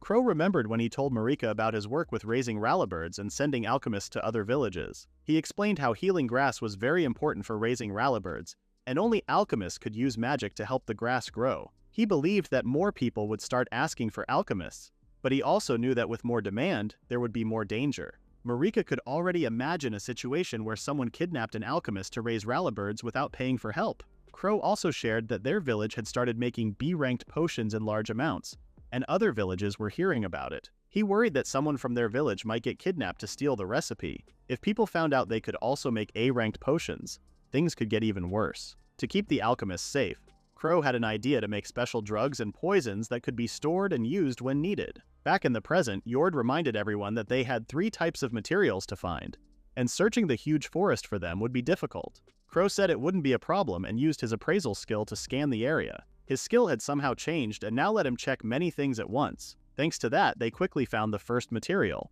sleepgrass. Crow told Marika about it. She knew it could be used for self-defense, but she was worried because the sleep effect could spread over a wide area and might also affect the person using it. Crow explained that they could carry a small bottle filled with powdered detox grass. Eating the detox grass would cancel out the sleep effect. Marika agreed that this was a smart plan. While they continued looking, Crow came across something else, a poison mushroom. This mushroom could numb both people and monsters, and breathing in too much could even be deadly. Crow admitted he would rather use sleeping drugs, but keeping poison as a backup wasn't a bad idea. He said the golems would handle collecting the mushrooms. Even though the poison mushroom was dangerous, he reassured them there was another kind of mushroom that could be used as an antidote. Just as he was talking about it, Crow spotted a group of magic mushrooms. Eating one could help a person become resistant to the poison from the poison mushroom. Crow said he wanted to take some back and grow them in the village. Jord went to collect a few but noticed something. They looked exactly the same as the poison mushrooms. Crow admitted that without his appraisal skill, he wouldn't be able to tell the difference either. He wore his mask and reminded everyone to always check the mushrooms with appraisal before picking them. After that, Crow, Jord, and Marika gathered the magic mushrooms while the golems picked the poison mushrooms. In the end, they collected a lot of mushrooms. Crow suggested that they try eating some magic mushrooms when they got back to the village, but Jord and Marika looked unsure. Crow didn't argue with them since eating something called magic mushroom did sound a bit scary. Still, Crow wasn't the type to back down when it came to food. He made a hot pot using magic mushrooms and tomato soup. The soup was made by boiling rallabird bones with tomatoes. Crow thought the mushrooms would taste great with it. He took the first bite and said it was really tasty. Marika tried some too and was surprised by how good it was. She said the mushroom's flavor filled her mouth. Jord also gave it a try and couldn't believe that something so delicious could also help build resistance to poison. The 3 of them happily finished their meal. After eating, Crow told the others that eating magic mushrooms the right way could help protect them from poison. He asked Jord to help invite the villagers to eat the mushrooms and build their poison resistance. Meanwhile, Crow and Marika would work on making an antidote back at the alchemist's workshop. Later at the workshop, Crow prepared the ingredients. He said he was going to turn both the poison and sleeping medicine into gas. Marika asked how they would do that. Crow explained that they would create wind using the same idea behind the air cannon. Then they would mix that wind with the ingredients. Once the gas was made, they would seal it inside airtight glass bottles. That way, breaking a bottle would quickly release the gas in the area. Marika thought this was a smart way to deal with a lot of enemies at once. Crow then gave out tasks. He would handle the poison and Marika would handle the sleeping drug. When Crow gave the signal, they both used their alchemy skills to start processing the ingredients. They made air inside the bottles and mixed in the nearby materials. After a few turns, the gas settled inside the bottles and Crow sealed them tightly. The white gas was the sleeping medicine, and the purple one was the poison. Crow checked the results using appraisal and said everything looked good. Marika became curious about how far the gas could spread. Crow suggested they make more bottles, changing the amount of ingredients each time. Then they could test how far each one could reach in the lab. The two kept working hard with a golem helping them. They tested the sleeping gas first, biting on some magic mushroom beforehand just in case. Nothing happened right away, but they kept making and testing different amounts. Eventually, Marika found the right amount that could spread the gas across a wide area. Now that they knew the right amount, Crow focused on how to use the medicine in real situations. Just carrying a bottle around wasn't a good idea.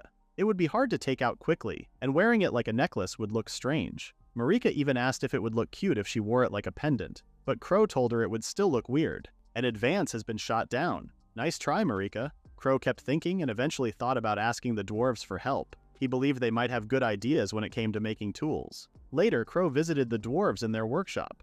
He noticed how hard they were working and praised them for it. The dwarves were surprised to see Crow and Marika. As a gift, Marika gave them a pizza topped with magic mushrooms. The dwarves really liked the taste and asked what kind of mushrooms they were. Crow told them they were magic mushrooms that could help protect against poison. The dwarves quickly guessed that Crow came to talk about tools made from poison mushrooms. Crow was impressed that they figured it out so fast. Nord said it felt like a natural idea. Then they looked at the container Crow had made earlier. After that, the two dwarves talked to each other while drawing on a piece of paper. They showed their drawing to Crow. It was a design for a cloak clasp. Nord explained it was big enough to be worn easily. Verdo said it could be removed and thrown on the ground to break open quickly. Crow was amazed by their idea and knew right away they were skilled at what they did. He agreed with the plan and asked them to make a prototype. The dwarves got excited and ready to work. Crow had been struggling with ideas for the alchemist, but now he had something both useful and stylish. The next day, Crow met Sebas on one of the village walls. Sebas wanted to talk about the village's defenses. He said the orc army had been defeated without trouble this time. Crow agreed and said that since the village had grown, there was now more land to protect. Because of that, the defenses had become weaker. He said they needed more people, and if that happened, the village would need to get even bigger. Sebas had an idea.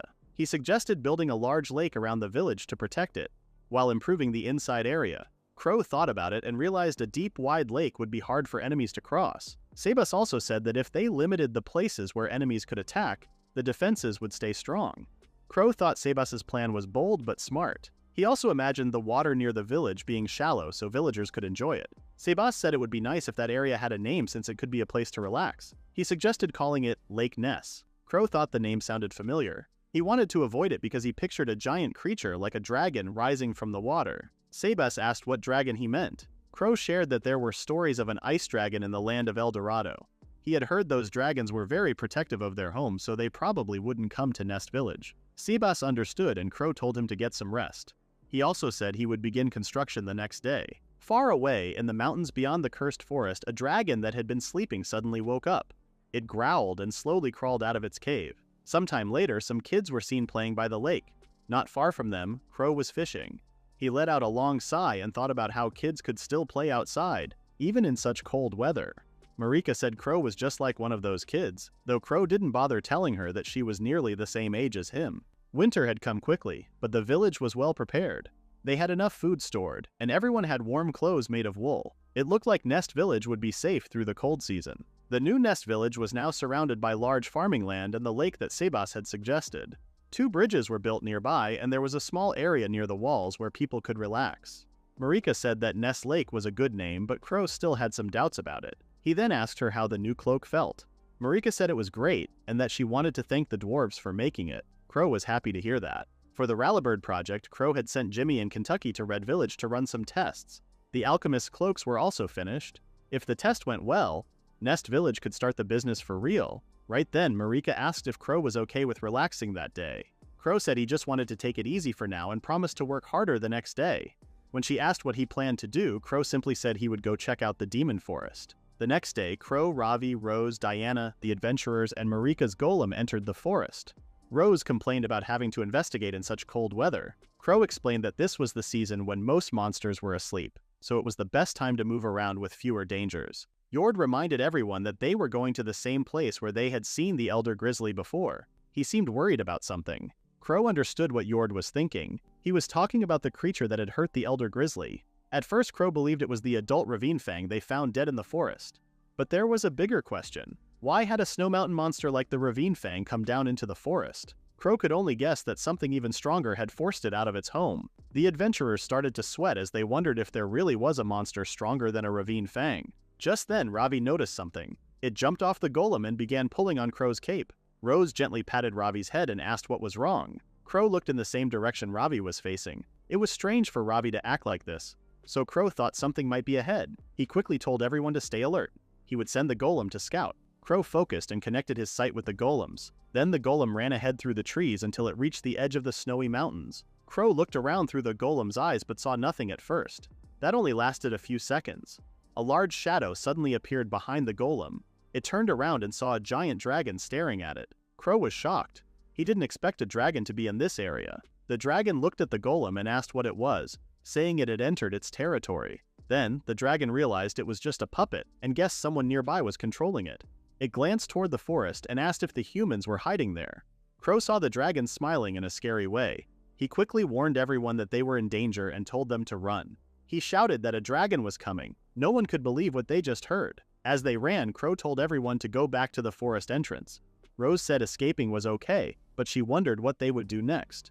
She asked Crow if he had a plan. Crow admitted they couldn't beat the dragon in their current state. He suggested they fight back using the giant golem that was parked outside the forest. As they got farther away, Crow suddenly remembered that he had left Marika's golem behind. He tried to call it back, but at that moment something dropped from the sky. It was the same golem they had left, now covered in saliva. The dragon licked its lips and said it had taken all of the golem's magic power. The adventurers first noticed the dragon when it appeared in the sky. It was a 750-year-old ice dragon. It had retired but was still the strongest creature in the demon forest. It could speak and understand human language. It liked water and ice, and its weakness was fire. The dragon asked again in a cold voice who they were. Crow quickly knelt down and said they were people who lived nearby and often checked on the demon forest. While doing this, Crow secretly sent his magic into the golem. It quickly recharged, and Crow was happy that he could control it again. Then the dragon told them to wait. Crow got nervous, thinking the dragon had figured him out, but instead the dragon was staring at Ravi. It asked if Ravi was a Ravine Fang. The dragon acted like it had seen Ravi before. Crow asked if the dragon knew the Ravine Fang. The dragon said it had fought the Ravine Fang itself. Everyone was shocked and broke into a cold sweat. The dragon spoke about how that kind of monster once dared to challenge it. It then demanded they hand over Ravi so it could punish him. As Ravi's guardian, Rose stepped forward with her weapon and refused to let the dragon take him.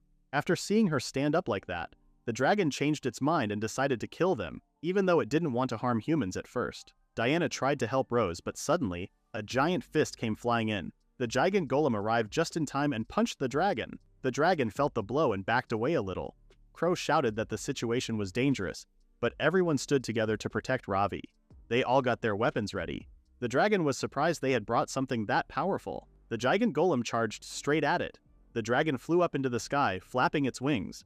But the giant golem jumped straight up, clapped its hands together, and then slammed its rock-hard fists down like a hammer. The dragon crashed to the ground. The dragon tried to stand up again, but Rose and Diana rushed in. They attacked together, but their swords couldn't cut through the dragon's thick skin, so they had to fall back. Then Yord and Narcissus aimed at its eyes, thinking they might be weaker. They shot their arrows, but the dragon quickly used its wing to block its eyes. Just then, Sypha finished casting his spell. He created a powerful flame spear called Eons. Crow cheered, thinking that fire magic would work well against an ice dragon. But the dragon beat its wings hard, and the flame disappeared in seconds like blowing out a candle. It stood tall again, unharmed. Sypha was shocked that his magic had no effect. The dragon then said they wouldn't be able to reach it with power that week. At that moment, Crow shouted that it wasn't over yet. He reshaped the ground to build a curved wall of earth behind the ice dragon. The dragon quickly realized that Crow was behind it. Suddenly, the giant golem appeared again and started punching with its fists like a machine gun. After about a dozen punches, Crow moved in for the final blow. The giant golem swung its right fist upward and delivered a powerful uppercut. The hit was so strong that it knocked the dragon backward and even smashed through the thick earth wall behind it. The wall collapsed and buried the dragon underneath. Everyone held their breath, but the dragon slowly crawled out from the rubble. Rose was shocked that even such a strong attack didn't work. Angry, the ice dragon flew up into the sky. Crow saw magic circles forming around the dragon and knew it was getting ready to attack. He quickly used the ground nearby to build a protective wall. The ice dragon then shot beams of ice from the magic circles. Just in time, Crow's wall closed and blocked the attack. When Crow removed the wall, everyone saw that the entrance to the forest had turned into an icy field. What shocked them even more was the giant golem, now frozen solid like a popsicle. Crow tried to control it, but it wouldn't move, as if the ice was blocking his magic. The ice dragon laughed and said its ice couldn't be easily broken, claiming that Crow had lost. Crow stayed calm and focused, trying to melt the ice using his alchemy, but he knew doing that would use up all his magic power. Since he couldn't move the giant golem anymore, he had to try something else. He deactivated the golem. The giant body started melting and its frozen core rolled down to the ground. Rose nervously asked what he was doing.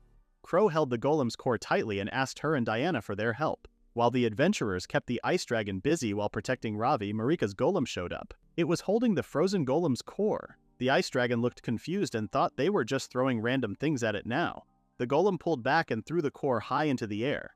As the ice dragon watched the core fly up, it got distracted and asked where they were even aiming. Rose and Diana took that chance to try and cut the dragon's neck. But the dragon noticed in time. It smacked them away like flies, breaking their shields and swords. It laughed at them, saying they never learned. But the girls were smiling. They said the dragon had fallen for their trap. Among the broken weapons was a hidden glass container. It cracked open, releasing purple smoke that surrounded the dragon. The dragon quickly realized it was poison. It said the poison would only stop it for a few seconds.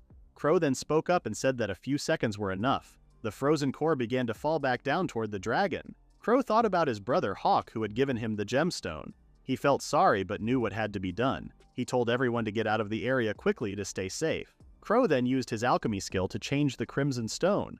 Even though he was in pain, he explained that he used something called transform. It was a part of alchemy that let him change one thing into another using magic. Unlike transmutation, it used less magic, but once changed, it couldn't be undone. This time, he changed a small crimson stone about the size of a fist into a huge boulder. It was a one-time move, something he could only do in a desperate situation. The ice dragon couldn't believe what Crow was trying to do. Then the giant boulder came crashing down, just like the asteroid that wiped out the dinosaurs.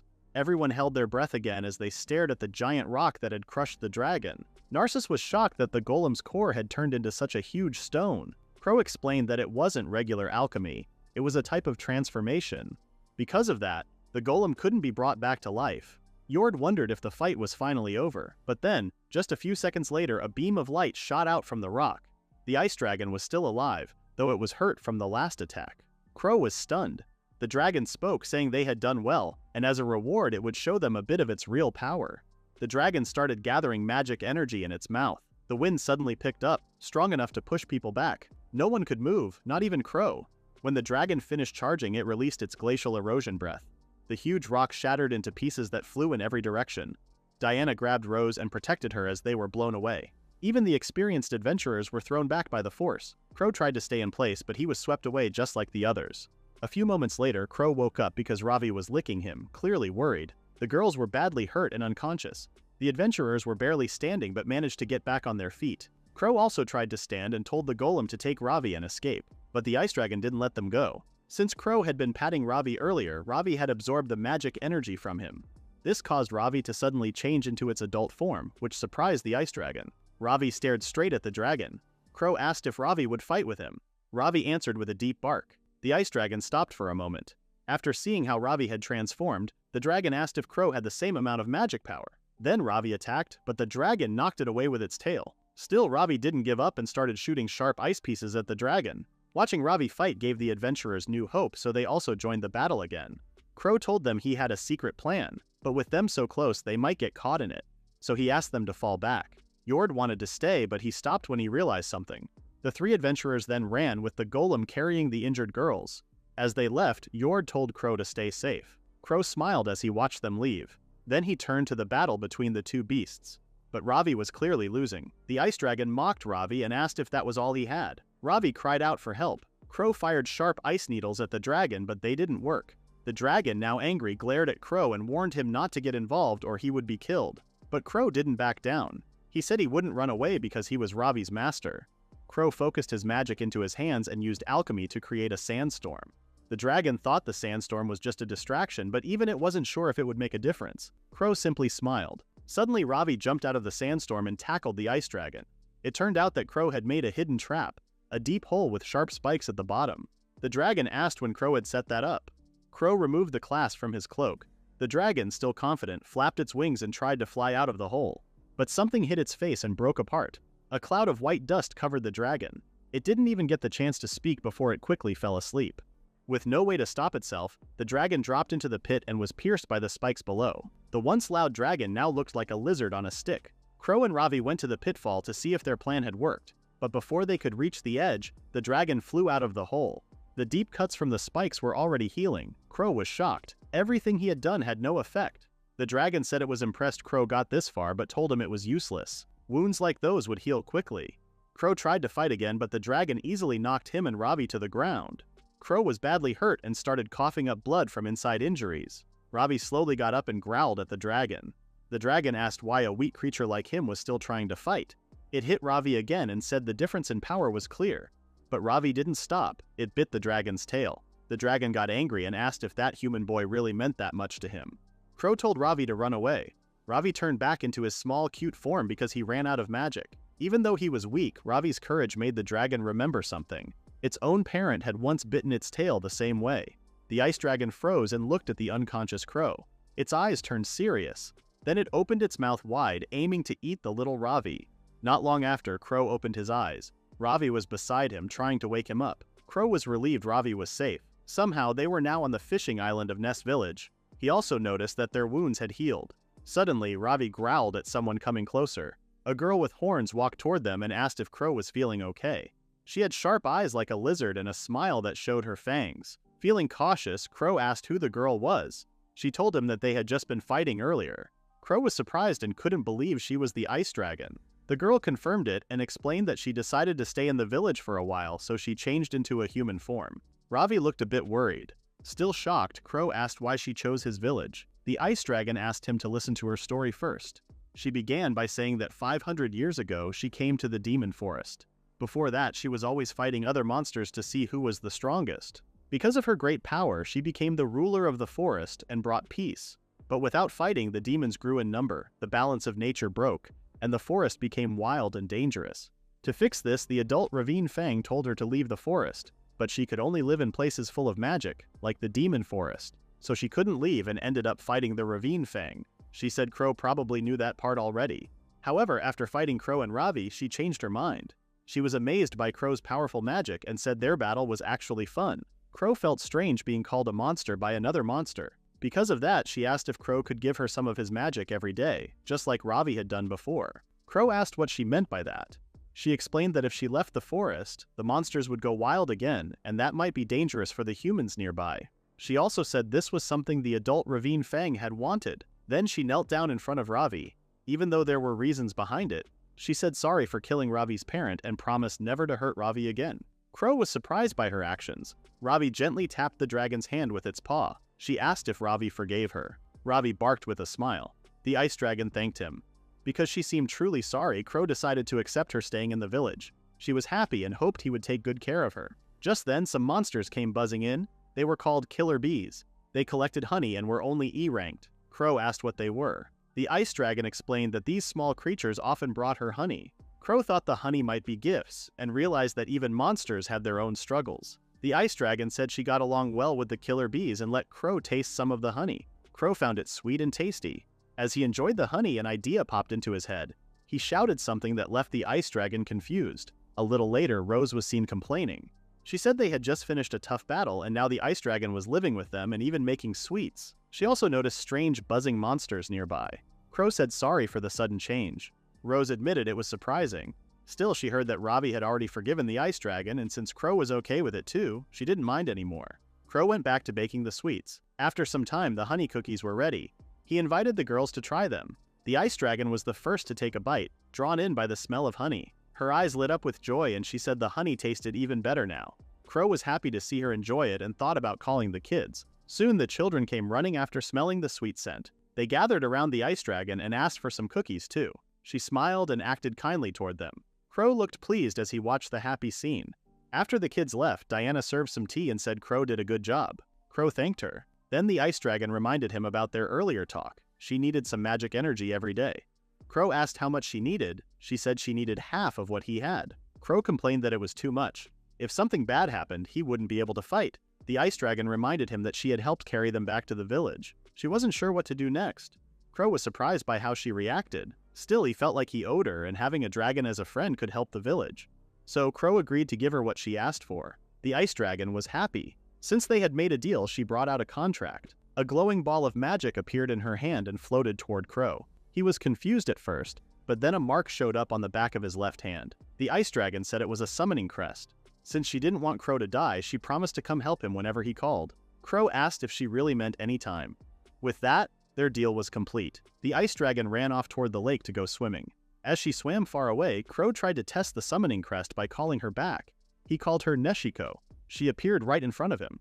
The other girls were surprised that it actually worked. Rose even said that giving up half of Crow's magic was worth it. The ice dragon started to sweat nervously and asked if Neshiko was supposed to be her name. Crow couldn't tell her he made it up without thinking, so he said sorry if she didn't like it. She acted shy and asked why he picked that name. Crow explained that there was a lake in the village called Nessie Lake, though he didn't say it was based on a certain creature. Marika said Neshiko sounded nice. Rose said it was better than just calling her dragon. Diana hoped Neshiko would get along with everyone. Ravi seemed to like the name too. The ice dragon smiled and gave everyone a hug.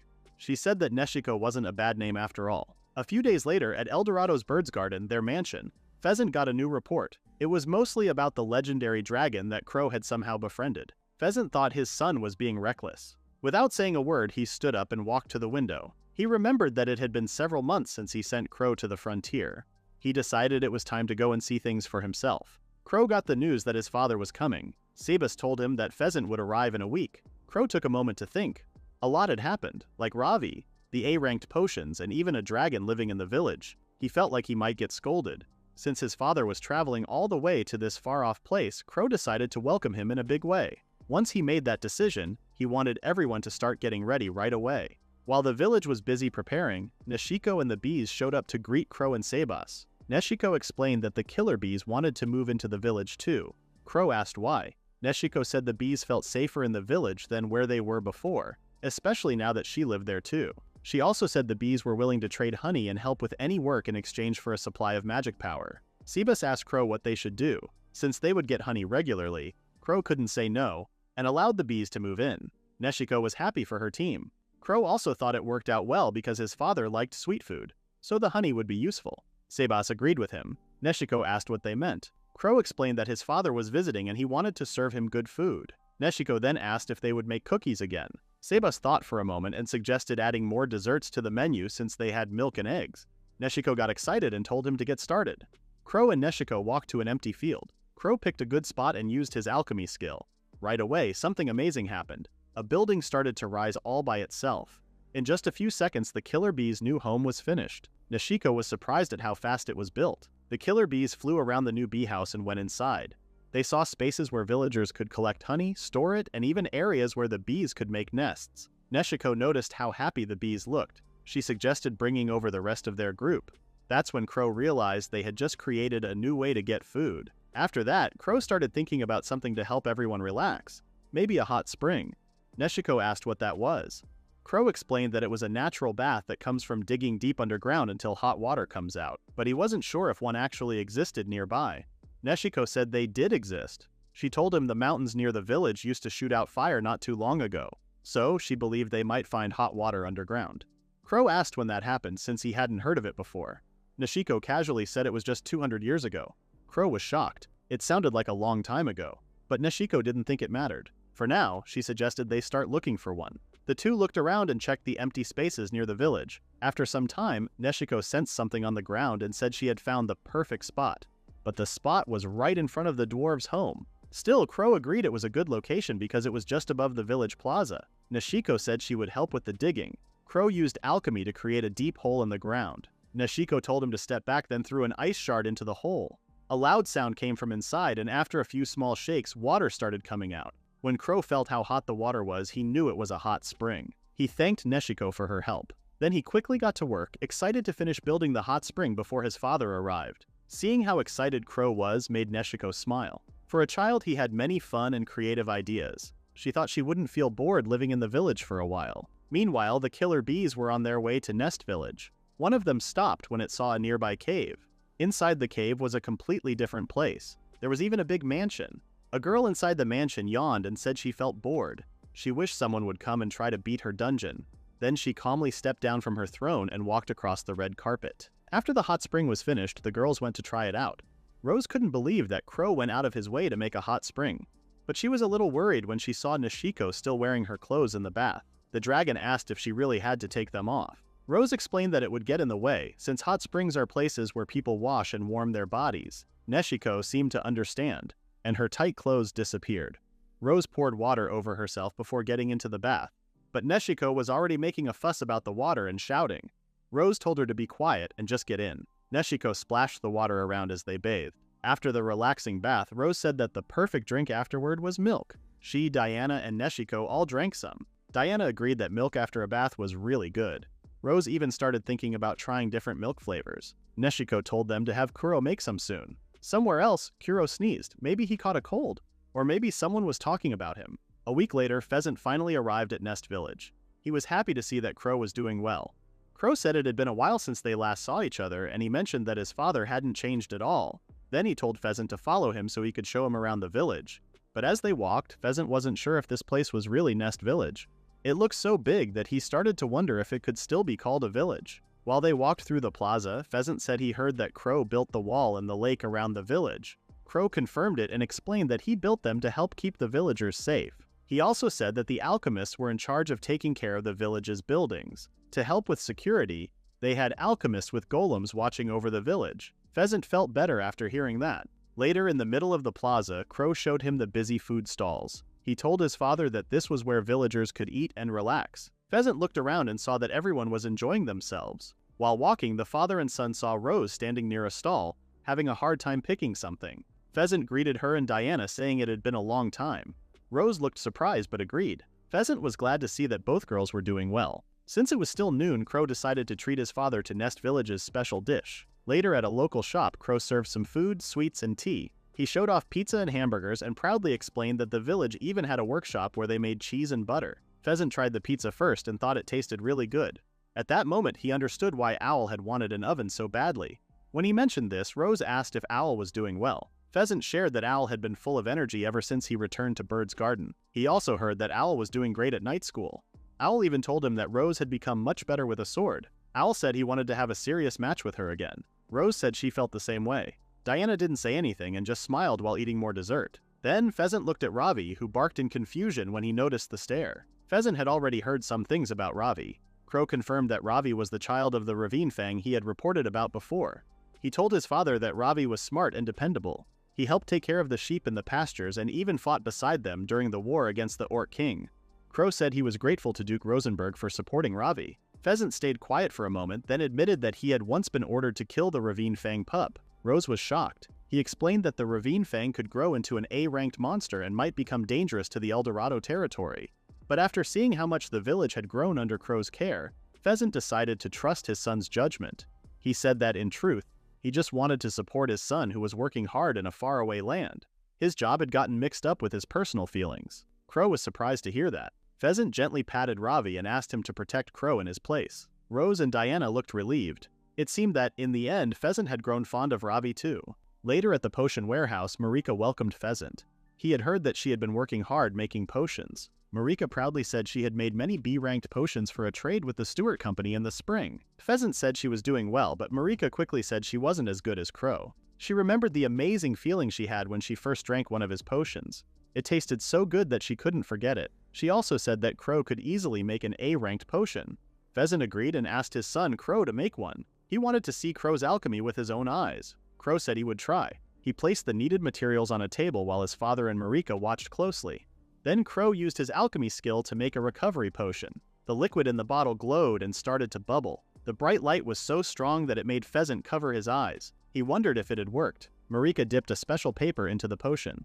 When it changed into rainbow colors, she said it was an A-ranked potion. Pheasant was shocked that such a powerful potion had been made in just seconds.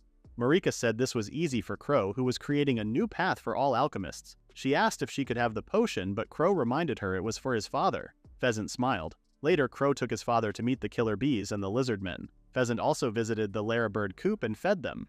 The dwarves invited him for a drink, but he politely said no. As he looked around, he noticed children happily playing in the playground while being watched over by a few alchemists. Just as they reached the central plaza, Neshiko flew above them in her dragon form. Pheasant was shocked to see a real dragon. Crow explained that the patrol in the demon's forest had just finished. Neshiko landed in front of them and Crow thanked her for doing a good job. Neshiko changed back into her human form and mentioned how big the village was. She said she wouldn't have made it back on time if she hadn't used her dragon form. Then she noticed someone new and guessed it was Crow's father.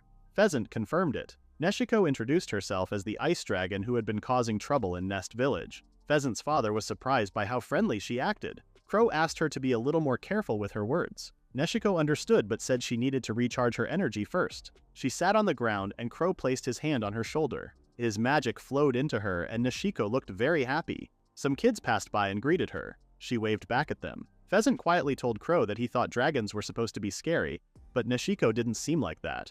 Crow explained that she had quickly made friends with the villagers and had almost become one of them. Since she was also helping protect the village, he trusted her a lot. Neshiko, feeling shy, playfully hit Crow on the back and told him not to praise her too much.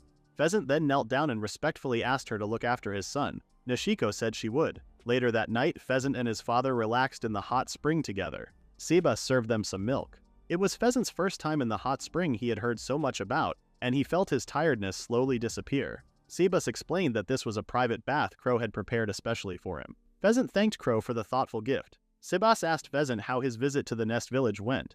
Pheasant had heard reports before, but he was surprised after seeing everything with his own eyes. He wondered if Sebas gave Crow any ideas. Sebas said he only helped with Crow's plans. Crow then listed things like cooking recipes, making cooking tools, and creating bedding and fur clothes. But he said he didn't do it alone. The people of Nest Village helped him. Pheasant understood this, especially after walking around the village. From the way the villagers looked at Crow, Pheasant could feel their trust and care for him. He realized Crow had a talent for bringing people together. Using both his alchemy and appraisal skills, Crow had come this far. Pheasant couldn't believe that a skill like alchemy, which was not very popular, helped start a new settlement in a faraway place. He was sure Crow would face and overcome more challenges.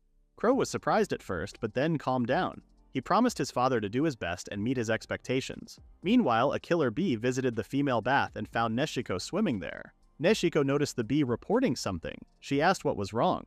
The killer bee told her something shocking. Neshiko stood up and loudly asked again if the bee had said they found a dungeon. Soon after, Mariko welcomed back a group led by Jimmy and Kentucky. She asked how things went in Red Village. Jimmy said the mission was a success. Kentucky also shared that they made friendly connections with the villagers. Jimmy then asked where Crow was so he could give his report. Meanwhile, Pheasant was surprised to hear that a dungeon had appeared near Nest Village. Crow explained that one of the killer bees had found a cave in the northeast forest a few days ago. Inside, it was filled with magic energy and monsters. Since it had many levels, they believed it was a dungeon. Neshiko agreed with this. Crow continued by saying that dungeons were places filled with monsters but also had valuable materials. These materials could help make their kingdom stronger. Pheasant was shocked that the first dungeon in their kingdom was found in their own land. He said they had to tell the king right away. Crow guessed that they would need to explore the dungeon first. Pheasant agreed and suggested that they hire adventurers to check it out. Rose then mentioned that her mother had told her stories about dungeons. The deeper one went, the stronger the monsters became. She also said there were special monsters called rare bosses. Pheasant remembered that Rose's mother, Camellia, was from Stonefield, where there was also a dungeon. Sebas said it would take time and effort to find high-ranked adventurers to go inside. Rose quickly said she would go and investigate right away. Crow thought that Rose just wanted to fight and found it hard to believe she was the daughter of the gentle Camellia. Still, he was also curious about the dungeon. Selling the materials from it could help their town grow.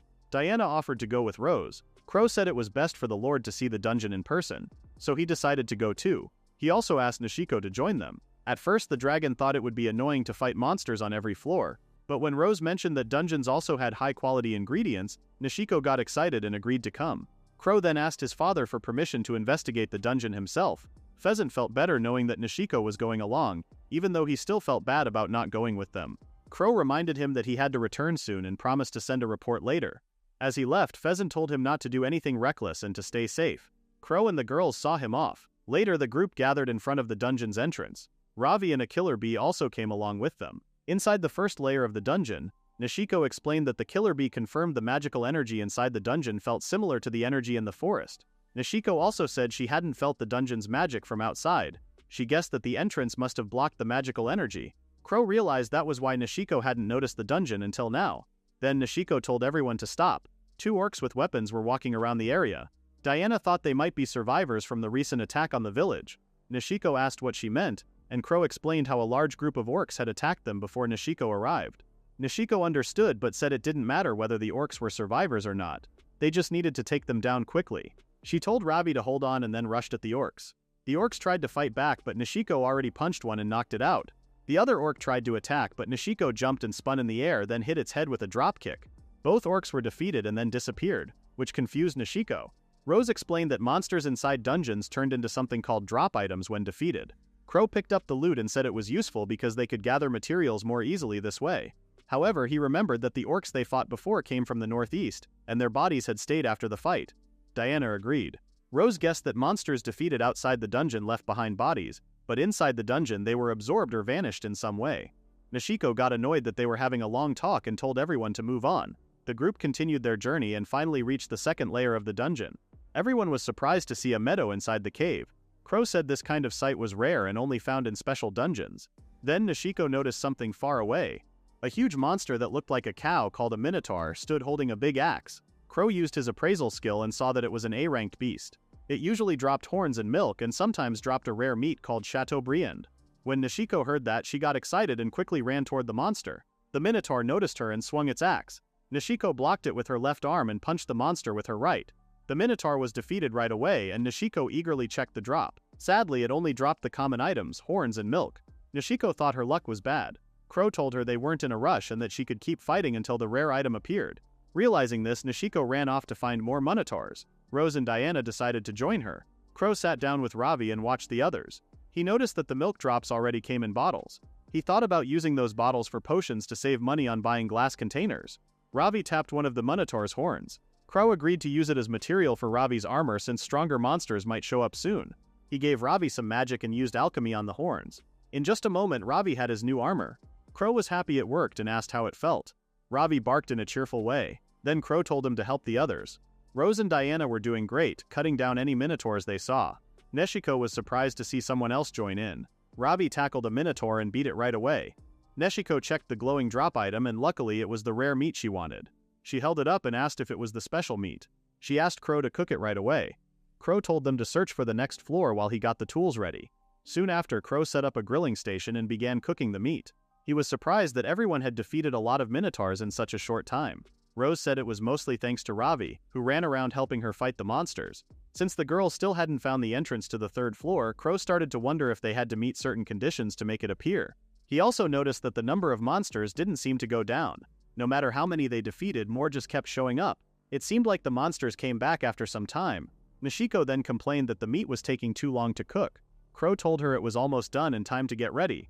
Just as Nishiko was about to grab some grilled meat, a minotaur suddenly appeared and smashed their cooking station. Luckily, everyone moved fast and dodged the attack. The grilled meat flew into the air but stayed safe. A huge mouth suddenly caught it. Nishiko got angry and demanded to know who dared steal her food. Standing in front of them was a huge minotaur. Crow used his appraisal skill and found out it was a rampaging minotaur, an A-ranked boss monster. It only appeared when over 50 normal minotaurs were defeated within an hour. This monster had a better chance of dropping the rare meat they wanted. Nishiko got even angrier. Her whole mood changed. She cursed the monster for hurting something important to her. Crow thought she was mad because of the danger to their group. But what mattered most to Nishiko was the meat. She jumped and spun in the air to kick the monster. Surprisingly, the boss monster held its ground, even against a hit from a dragon. Nishiko was shocked and the monster took the chance to knock her away. Nishiko, still impressed, admitted the monster was strong. Crow was shocked too. He hadn't expected it to stop Nishiko's attack. Rose quickly told Ravi to stop the monster from moving, while Diana would handle support. Crow handed Rose a gemstone. Ravi charged at the monster. The monster tried to strike first, but Ravi dodged and bit its shoulder. Rose then jumped in to attack, but the monster reacted fast and blocked her. Crow started to panic, but Ravi stepped in to protect Rose, breaking the monster's armor. Rose thanked Ravi for saving her. Rose climbed on Ravi's back, and Crow asked her to use the poison and sleeping agents. Earth walls rose around the monster, and Rose and Ravi used the chance to escape while throwing sleeping gas at it. Crow then signaled Nishiko. The monster broke through the earth wall, but Nishiko appeared and kicked it on the head. The hit took it down instantly, and it dropped the rare meat. Nishiko looked proud and happy to see it. Crow was still surprised that such a strong monster showed up on just the second floor. Since they hadn't found the entrance to the next floor yet, he guessed the higher floors would be even more dangerous. For now, he suggested they build a base to plan their next steps. He also wanted to ask Marika and the others for help. He asked Nishiko to send a message using the killer bee. But Nishiko was more focused on hugging her rare meat, protecting it with her life. Crow told her not to worry. It belonged to her after all, since she earned it. Just then, something appeared where the boss had fallen. It looked like the entrance to the next floor had finally opened. On the third level of the dungeon, Crow built a small house where the group could rest. They made it their base a few days after finishing the second level. The base was set up to help them explore the third level more safely. After that, Jimmy and the others went out to patrol. Crow reminded them to be careful. Meanwhile, Rose and Nishiko were having a small argument about something. Even with that, Crow thanked everyone for their hard work. The monsters on the third level were strong B-ranked ogres. When defeated, these ogres dropped magic stones. The stones could be used to make a barrier that lasted for half a day. The barrier blocked attacks, sound, sight, and even a person's presence. But attacks made from inside the barrier still worked. These barriers were placed in a circle around the base. Crow had everyone gather as many magic stones as they could, so each person would carry several. In the background, the girls were counting who had collected the most magic stones. Crow kept studying the stones, hoping to change them into golems. But the stones already had magic in them, so changing them into something else didn't work. Rose asked Crow if they had enough stones. Crow said they had plenty for now. He also mentioned how strong Rose had become since they entered the dungeon. Rose said it was because she had beaten many ogres. Still, she was confused why they couldn't move on to the next floor. Diana guessed that maybe there was another requirement they needed to meet. Just then, Marika arrived with some cooked rare meat for Nishiko. The dragon girl started drooling and quickly began eating. Rose felt a little jealous and wished she could eat some too. Nishiko told her not to worry, as she would bring back more rare meat after beating another boss. Just then, Jimmy and his team came back. He reported that a giant ogre had appeared. Crow used his appraisal skill and found out it was called the Eating Ogre. It was an A-ranked boss monster that only showed up after someone defeated 100 regular ogres within an hour. There was also a good chance it would drop an item called Oni's underwear. Crow shared what he had learned with the others. Rose asked what they should do, since Nishiko was still eating and Ravi was asleep. Crow noticed that the monster hadn't seen them yet because of a magical barrier that kept them hidden. He thought it was a good time to test the power of his new item. Some ballistas were then uncovered. The alchemists and their golems were the ones controlling them. These ballistas were made using the horns of minotaurs. They had worked well against regular ogres before, and Crow wanted to see if they could hurt a boss monster too. The other alchemists waited nervously. When Crow gave the signal, they fired. The giant ballista arrows shot through the air and hit the huge ogre perfectly. The monster roared in pain, confused and angry about what had just happened. It pulled the arrows out of its body and crushed them. Crow saw that the attack wasn't enough to stop it. Even with the barrier, the monster might soon figure out where the attack came from. Crow knew they had to finish it quickly before that happened. He told the others to get ready for the next shot. Just then, Marika saw an attack coming their way. It was one of the arrows, and it was thrown so hard that it broke through the barrier. The ogre had thrown the arrow and let out a loud roar. Crow saw that the barrier wouldn't hold for much longer. Rose said she would help Diana hold off the monster. But Crow told them to wait because the monster was an A+ rank stronger than the minotaur they had faced earlier. He told them to stay inside the barrier for now. Rose said she understood and held a magic stone tightly. Then sharp stone bullets flew at the ogre, but it blocked them easily using magic. Crow changed the ground under the ogre into giant arms that grabbed at it. More stone bullets followed, and this time the monster couldn't avoid them. Hurt, the ogre tried to fight back using a broken ballista arrow. But before it could do much, Crow changed the ground again and made it form a giant fist that hit the ogre hard. The monster coughed up blood but still tried to stay on its feet. It got even angrier and roared loudly, filling itself with more magic power like it was powering up. Crow and the others stood frozen. He had thought the ballistas would be enough to stop the monster, but it was too risky to get close and they needed to beat it fast. So Crow decided to use his last resort. He called Nishiko using their contract. Just before the monster's huge fist could hit them, Nishiko appeared right in front of it. She still had a piece of meat in her mouth. Without a word, she angrily punched the monster. The hit was so strong it spun the monster through the air. That one punch was enough to defeat it. Nishiko gave them an annoyed look and complained that her meal had been interrupted. But the others cheered for her and praised her strength. Crow apologized and thanked her. Suddenly, something fell on Nishiko's head. Everyone looked to see what it was. It turned out to be the boss monster's drop item called the Oni's underwear. It was a piece of equipment with B-rank magic recovery and C-rank thunder defense. It could also change its size to fit whoever wore it. After Crow explained what it did, Nishiko tossed it aside because it wasn't food. Rose caught it and asked if she could keep it. When she heard about the magic recovery effect, she got excited and ran off to try it on. Diana followed to help her. Inside her room, Rose put on the item. Just like Crow said, it adjusted to fit her perfectly. Diana was happy that Rose got a useful piece of equipment. Rose said she needed to become strong enough to defeat an A-ranked monster because she didn't want to slow anyone down. Suddenly, Nishiko lifted Rose's skirt and wondered how such thin fabric could restore magic. Rose quickly covered herself and shouted at Nishiko. Then Nishiko explained that the entrance to the fourth layer hadn't appeared yet even after they defeated the boss monster. She said everyone had been split into teams, and the three of them were sent to check the nearby forest. The three girls began their mission. Rose and Diana rode on Nishiko's back. Rose asked her to fly slower because she couldn't see what was ahead. Nishiko complained that they were too fragile. Then something appeared right in front of them. Rose and Diana told Nishiko to watch out, but she noticed it too late. She stopped suddenly, and Rose and Diana were thrown off her back. They landed inside a strange entrance. Nishiko tried to rescue them, but the entrance closed right away. Even with her strength, she couldn't open it. At the same time, in a castle deep inside the dungeon, a girl watched as Rose and Diana entered the 4th layer. She thought it was a waste because she believed the 2 girls were going to die. Tall Cyclops monsters soon surrounded them, making them look small and helpless. With the 2 girls surrounded, the Cyclops attacked first, swinging its fists. But to the monsters' surprise, a magic barrier stopped the punches. The monsters looked confused. Rose felt relieved that she had brought a magic stone with her. Diana was surprised too, but also worried. She didn't know how long the barrier could last against such a strong enemy. Since they couldn't see the entrance, Rose knew they couldn't return to the 3rd layer. Diana stood still, unsure of what to do. Then Rose said she would fight and hoped her body enhancement magic would help her move fast enough to avoid the monsters. Diana warned her it was too dangerous and offered to help, but Rose told her to trust her, then use the magic. As soon as Rose stepped out of the barrier, the Cyclops focused on her. She shouted at them to get their attention. It worked. All of the monsters came after her. Rose tried to fight back, but her attacks only left small cuts. She quickly realized that these monsters were stronger than B rank and she couldn't beat them with her power alone. Thinking fast, Rose ran up the arm of one Cyclops and stopped behind its neck. The monster tried to punch her, but she jumped out of the way. Instead, the Cyclops accidentally hit its own ally, destroying it. An item was dropped by the defeated monster. Rose felt lucky. These monsters were powerful, but not very smart. She just had to make them fight each other. As she fell through the air, another Cyclops tried to hit her. Rose stepped on the air using her magic and dashed downward. The Cyclops missed and ended up punching its partner again. The attack was so strong that it knocked out the other Cyclops in one hit. The rest of the monsters were defeated the same way, and each dropped an item. Rose looked at the items and noticed they looked like acorns. She picked them up, but just then another Cyclops appeared behind her. Rose turned too late. The monster kicked toward her, and in the process she dropped her magic stone. At the last second, Diana pushed her out of the way and took the hit.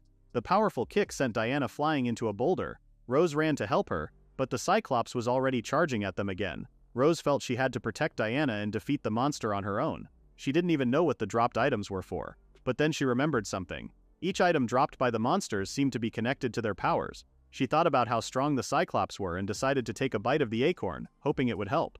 The Cyclops reached them and threw a punch that smashed everything in front of it. Blood splattered. The monster thought it had won, but then it screamed in pain. Its arm had been cleanly cut off. Rose stood in front of the injured Diana, looking brave. Diana stared at her, confused about what had just happened. Just as Rose had expected, the acorn really boosted a person's power. Because of that, she was able to activate another ability. She used her body enhancement magic again. Rose believed they could win. This time she didn't hold back. She rushed toward the Cyclops and aimed to cut off its head. She quickly noticed she was moving faster than ever before, so she kept attacking non-stop. At last she succeeded in using double enhancement magic, but the side effects were worse than she thought. To fully master it, she knew she still needed more time. Rose had always looked up to knights. She trained hard every day to become one and to grow stronger. During her training, she heard that Crow had gone to the frontier where many demons showed up. She became worried and wanted to help, so she followed him there. Crow had been working hard as the lord of a new village. He fought strong enemies and earned the respect of many people. Now Rose wasn't worried about him anymore. Still, she felt a strong desire to stay by his side and support him. Holding her sword tightly, she promised herself she would become a true knight, one who could protect Crow and Nest Village. With one final strike, she defeated the monster. Right after that, Crow and Neshiko arrived. The dragon girl ran up and hugged Rose and Diana, saying how scared she had been. When Rose saw her crying, she told her it wasn't necessary. Then she thanked Crow for coming. He was relieved to see they were safe and gave them recovery potions. Rose said they were late and proudly told them she had beaten the monster by herself. Diana cheered for her and said her lady was amazing. Crow guessed that Rose was still thinking about fighting, but Rose said it wasn't just about battle. She had found a new goal during the fight. While she worked toward it, she asked Crow to keep watching over her. Rose looked like someone who had just realized her true feelings. Then she panicked, turned around and felt embarrassed about what she had just said. In fact, Crow had seen the end of the fight. He used his appraisal skill and confirmed the monster was A-ranked. He saw for himself how much stronger Rose had become. Meanwhile, Nishiko was munching on the acorn that had fallen from the monster. She said it didn't taste good at all. Crow checked it with his appraisal skill and learned it was called the power-up fruit. Eating it could make someone stronger for a short time. He explained this to the others. Just as Crow was about to suggest searching for the entrance to the 5th layer, the ground suddenly shook. 2 huge armored golems appeared, each holding a giant mace and a shield. Using his appraisal skill, Crow found out that the monsters were called Sosuth. They were A-ranked unique monsters, which were very different from rare bosses. Rose remembered hearing that unique monsters like these didn't come back once they were defeated. Crow felt relieved when he heard that. However, it looked like they couldn't reach the 5th layer unless they defeated the Sosuth. Rose agreed that it would be a big problem to fight 2 A+ ranked monsters at the same time. Diana then noticed that the Sosuth hadn't moved from their spot. She figured out that they could only stay close to the gate and not go far from it. Crow guessed that the monsters wouldn't attack unless someone got too close. Nishiko thought that was helpful and created a large ice lance. She wanted to attack the monsters from far away. Crow tried to stop her, but she had already thrown the lance. Sadly, the magic attack bounced off the monsters' shields and flew back toward them. Luckily, they moved quickly and avoided getting hit. Diana noticed something important. Crow then explained that the Sosuth had shields that could reflect magic. Also, if someone got too close, their magic would be absorbed. Rose understood that they couldn't just run up to the monsters without being careful. But Nishiko also realized that using magic from a distance wouldn't work either. Then Crow said he had an idea. To make it work, he needed Rose and Diana to eat the power-up fruit. After that, the group faced the Sosuths again. Crow told the girls to follow the plan. First, Nishiko attacked the one on the right to lead it away from the other. She tackled it and pushed it far to the side. In her true form, she was much stronger. The Sosuth swung its arm and hit Nishiko with its mace. But Nishiko caught the mace in her mouth. She knew Sosuths were built for defense, but their attacks didn't bother her much. Then she felt her magic getting drained. She remembered Crow's warning not to take too long once the Sosuth's magic absorption started.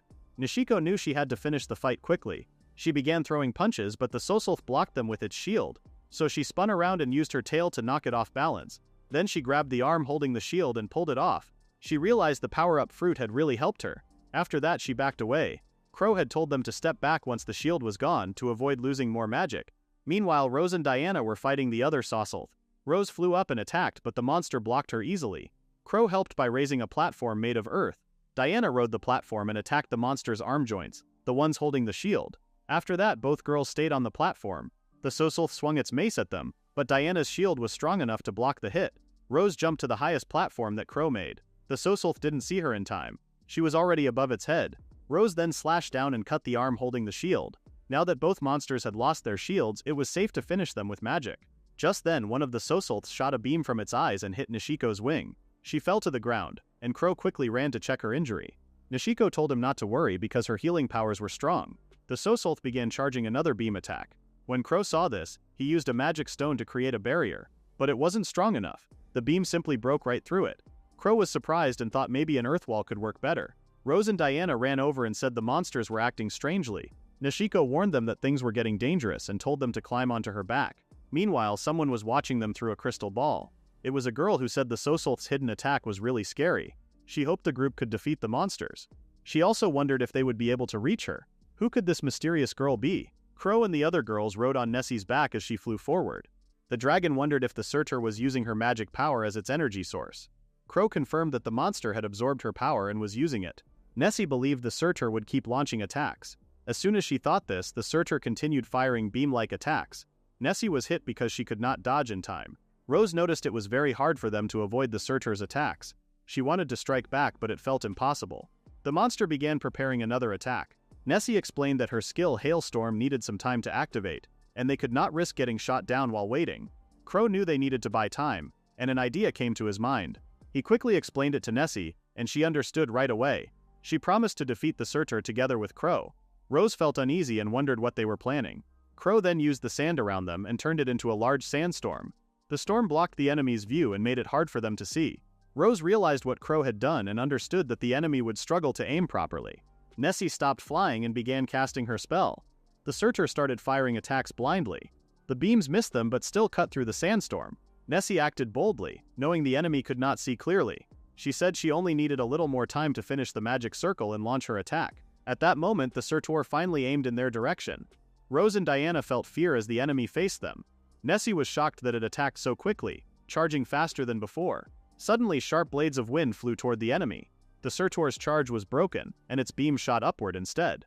Rose wondered if that attack was really wind magic. Nessie praised Crow for his action. Crow had combined the wind and created wind blades with stronger power than the megaton air cannon. It was his first time making this skill and he did not expect it to be so strong. Nessie believed it happened because Crow was influenced by her magic through the summoning mark. Crow then realized that his power had grown without him even noticing it. Nessie finally finished casting her magic spell. It was now her turn to act. She released her hailstorm spell and the entire area became filled with cold, frozen air. In just a moment, the Surters became trapped inside thick ice, turning into a single massive block. Nessie was not finished yet and prepared a final attack to end the fight. She had the others hold tightly onto her back so they would not fall. After that, she released a powerful breath that broke down the frozen enemies. The ice shattered, and the area burst apart with the enemies at the center of the blast. Soon, the group landed safely back on the ground. Rose noticed that Nessie's power was far greater than before, especially compared to their earlier fight together. Nessie then changed back into her humanoid form. It was clear that she had never used this much strength against humans before. She showed her true power without holding back. Crow and the girls felt a chill run through them as they watched. What mattered more to Nessie was the result. The defeated enemies dropped nothing at all. Instead, the gate they had been guarding slowly opened. Beyond it was a path with a fountain at the center. On both sides stood statues of armed monsters, lined up in silence. Crow felt that the place did not feel like a normal dungeon. He had already confirmed that the Surters left no rewards, so he urged the group to move forward through the gate. Nessie felt unhappy about the outcome. Crow and the girls passed through the gate and walked between the strange statues. Before long, they reached another gate that led to a dark and quiet mansion. As they entered the mansion and its grounds, nothing unusual happened at first. That changed when someone appeared inside one of the rooms. The woman seemed surprised that the group had reached the inner area so quickly. She had not expected them to defeat the Surters either. She introduced herself as Shelby, the one in control of the dungeon. A confident and unsettling smile formed on her face as she stood before them. Nessie asked what the girl meant by Dungeon Master. Crow wondered who the girl was, so he used his appraisal skill on her. To his surprise, it did not work. He could not see any appraisal screen at all. This confused him because it was the first time his appraisal skill had ever failed. Shelby then casually asked what was wrong. Crow introduced himself as the lord of a nearby village and explained that they had come to investigate after discovering the dungeon. When Shelby heard they were from a nearby village, she became excited. She asked if he meant the huge town and moved her face very close to him. Crow thought that technically it was still a village. Rose stepped in and pulled them apart, then asked again what Shelby meant by Dungeon Master. Shelby explained that a Dungeon Master was an entity that created and managed dungeons. She controlled everything inside, from generating monsters to creating item drops. Rose had never heard of such a thing before and asked why Shelby appeared before them. Shelby pointed at Crow and said she wanted to meet him because his magic power was abnormally high. She also mentioned the dragon lady with him. She claimed she had been watching the two of them for a while. Crow did not expect to hear that they had been monitored. Since Shelby came to meet them directly, he wondered if that meant she had no hostile intent. He then introduced Nessie as his summoned beast, explaining that she lived with him in the village. Shelby said she was surprised to see a dragon exploring a dungeon and she never expected a dragon to follow a human. Nessie stated that whoever she sided with was not Shelby's concern. She then turned to Crow and suggested that he should not reveal any more information about them. She felt it was already suspicious enough for Shelby to claim she was a dungeon master. Shelby pouted and suggested showing her power instead of just talking about it. She took out a crystal ball and asked them to touch it. She explained that it would instantly send them to the first floor of the dungeon as a test. Nessie said she could not trust such a strange item. Shelby then teased them and asked if it was really fine to leave the pet dragon behind.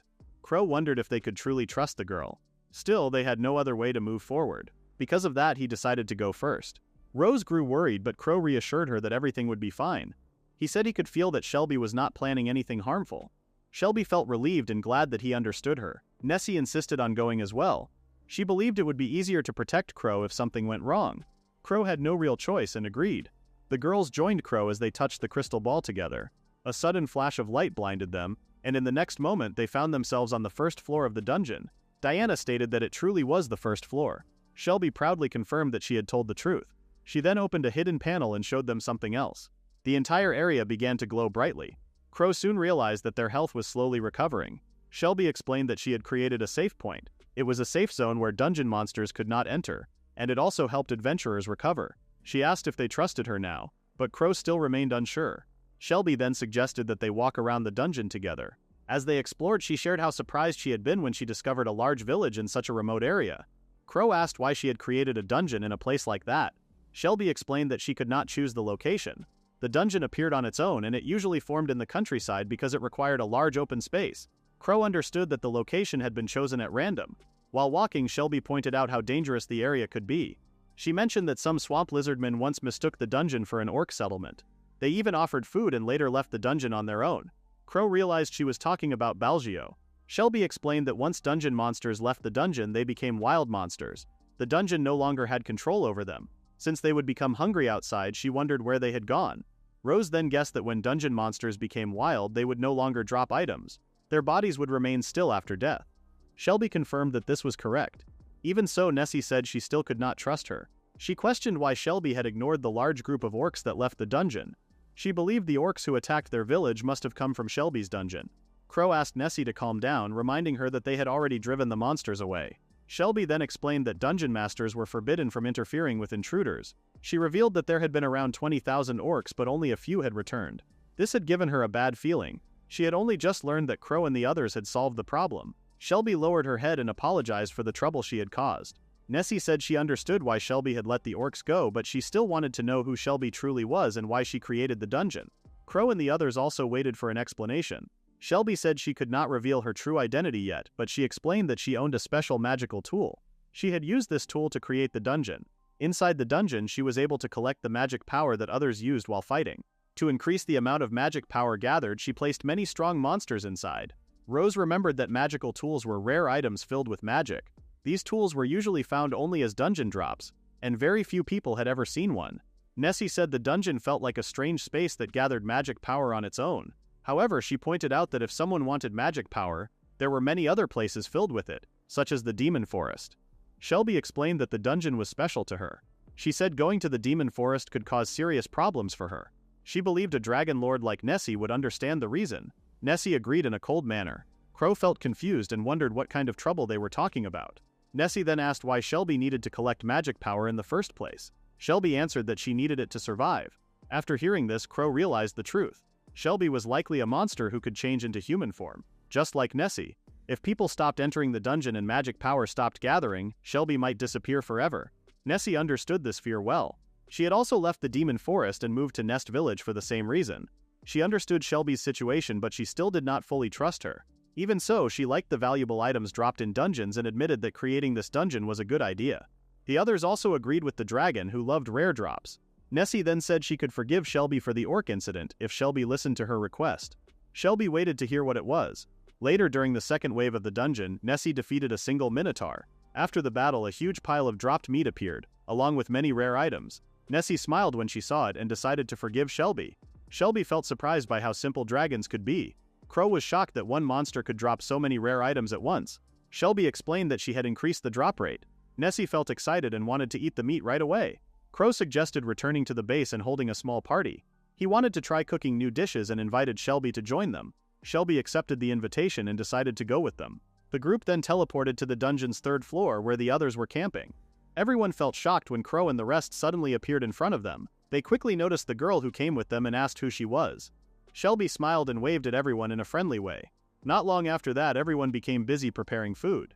They cooked the meat they had brought back and made a cream stew. They gave some to Shelby and she ate it happily. She found it very good and said she wanted more.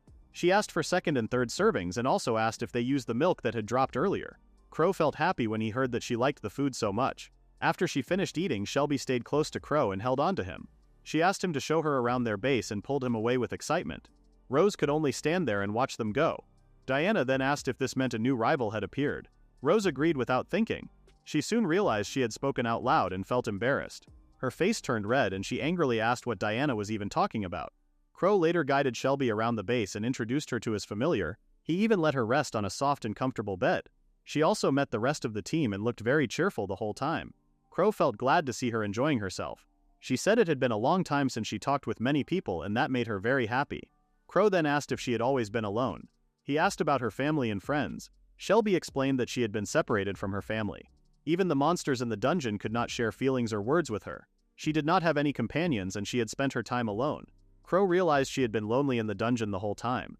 This investigation revealed that the dungeon was dangerous in many ways. The monsters inside were high-ranked, so people who entered without knowing the risks could lose their lives. He also wanted to stop powerful dropped items from falling into the hands of bad people. Since Shelby could not directly interfere with intruders and for the sake of Nest Village and the El Dorado domain, they needed to take action. As for Shelby, she was still surrounded by mystery, but Crow felt that she was not a bad kid at all. He decided what to do next and asked everyone to listen carefully. He announced that he was thinking of creating an adventurers guild in Nest Village. He wanted many adventurers to use the dungeon and help with the village's growth. For that purpose, he planned to make sure the dungeon would be safer. He asked if everyone was willing to cooperate. No one in the group disagreed. Crow then asked if Shelby would be fine with this plan. Shelby said it was fine, but her position was different from the others. Crow explained that they would keep her role as the dungeon master a secret. When she wanted to come to their base, he believed she could blend in by dressing like an alchemist. He then told Nessie that until the Adventurers Guild was established, he wanted her to work on using magic power inside the dungeon. Nessie reminded him that she also patrolled the demon forest and asked for a reward. Crow said he would think about it. Shelby was surprised as everyone continued discussing the plan. Rose mentioned that she now had more places to train. The alchemists were also excited about making potions for adventurers and even planned to set up a potion shop near the dungeon. Since the distance from the village was short, traveling would not be difficult. They also suggested starting a regular carriage service using golems. Shelby dropped to the ground feeling relieved. Crow told her that she could freely tell everyone about her true identity when she felt ready. He then asked if she would like to become one of their companions. Shelby smiled and ran toward Crow to hug him while agreeing. She looked forward to working together with them in the future. Nest Village's Adventurers Guild was soon built and opened. It became busy every day with people coming and going. On one such day, the atmosphere suddenly changed when several well-known figures entered the building. Everyone stopped their work and turned to look as a famous A-ranked adventurer party walked inside. The group was a widely known team from the royal capital. It was made up of Luke the swordsman, Sylvia the mage, and Eileen the priestess. The three of them had been childhood friends and had formed a party together long ago. After hearing about the discovery of the Bellfire Empire's first dungeon, they decided to use the frontier village of Nest as their base starting that spring. Lisbeth, the guildmaster of Nest Village's branch, welcomed them. She confirmed whether they had come to challenge the dungeon. It had been a long time since they last met. Lisbeth was a half-elf and a former member of a legendary adventurer party that had been active years before. The trio already knew her from her time as the deputy guild leader in the royal capital. Lisbeth asked how they were doing in the village so far. Luke shared how impressive the village was, since its development rivaled that of the royal capital. Aelin expressed her surprise after learning that an alchemist lord had built the entire village. Sylvia added that even an earth attribute mage would not be able to do something like that. Lisbeth felt pleased that they liked the village and completed their registration. She then instructed them to use the regular shuttle to reach the dungeon. Soon after, the trio rode in a fast carriage pulled by a horse-type golem. They found the idea of using a golem very interesting. Sylvia had heard that controlling golems was difficult, yet the ride felt smooth and stable. Eileen also learned that the one controlling it was an alchemist. Luke reflected on how he once believed alchemy was a useless skill, but after seeing all this he began to rethink that belief. Later at the dungeon entrance, the whole place bustled with activity. An employee announced that the morning shuttle had arrived. The trio looked around and noticed how lively everything felt. They felt excited as they prepared to explore the dungeon. They entered the dungeon and reached the first floor. Near the entrance they noticed several people touching a glowing orb. Luke remembered hearing that adventurers could instantly move to floors they had already cleared. Eileen thought the system felt very convenient. Luke read a guidebook and learned that the first floor allowed parties up to C rank. At that moment, Sylvia warned them that monsters were approaching. A group of D-ranked orcs rushed toward them. Luke told the girls to attack. Eileen cast her support spell. Luke cut down the charging monsters. Sylvia sent waves of ice spikes that struck the enemies from above. The battle ended quickly. After some time, the trio decided to rest. Luke checked the guidebook and said there should be a rest area nearby. Soon after, they arrived at a safe point. Many adventurers relaxed there while monsters completely ignored the area.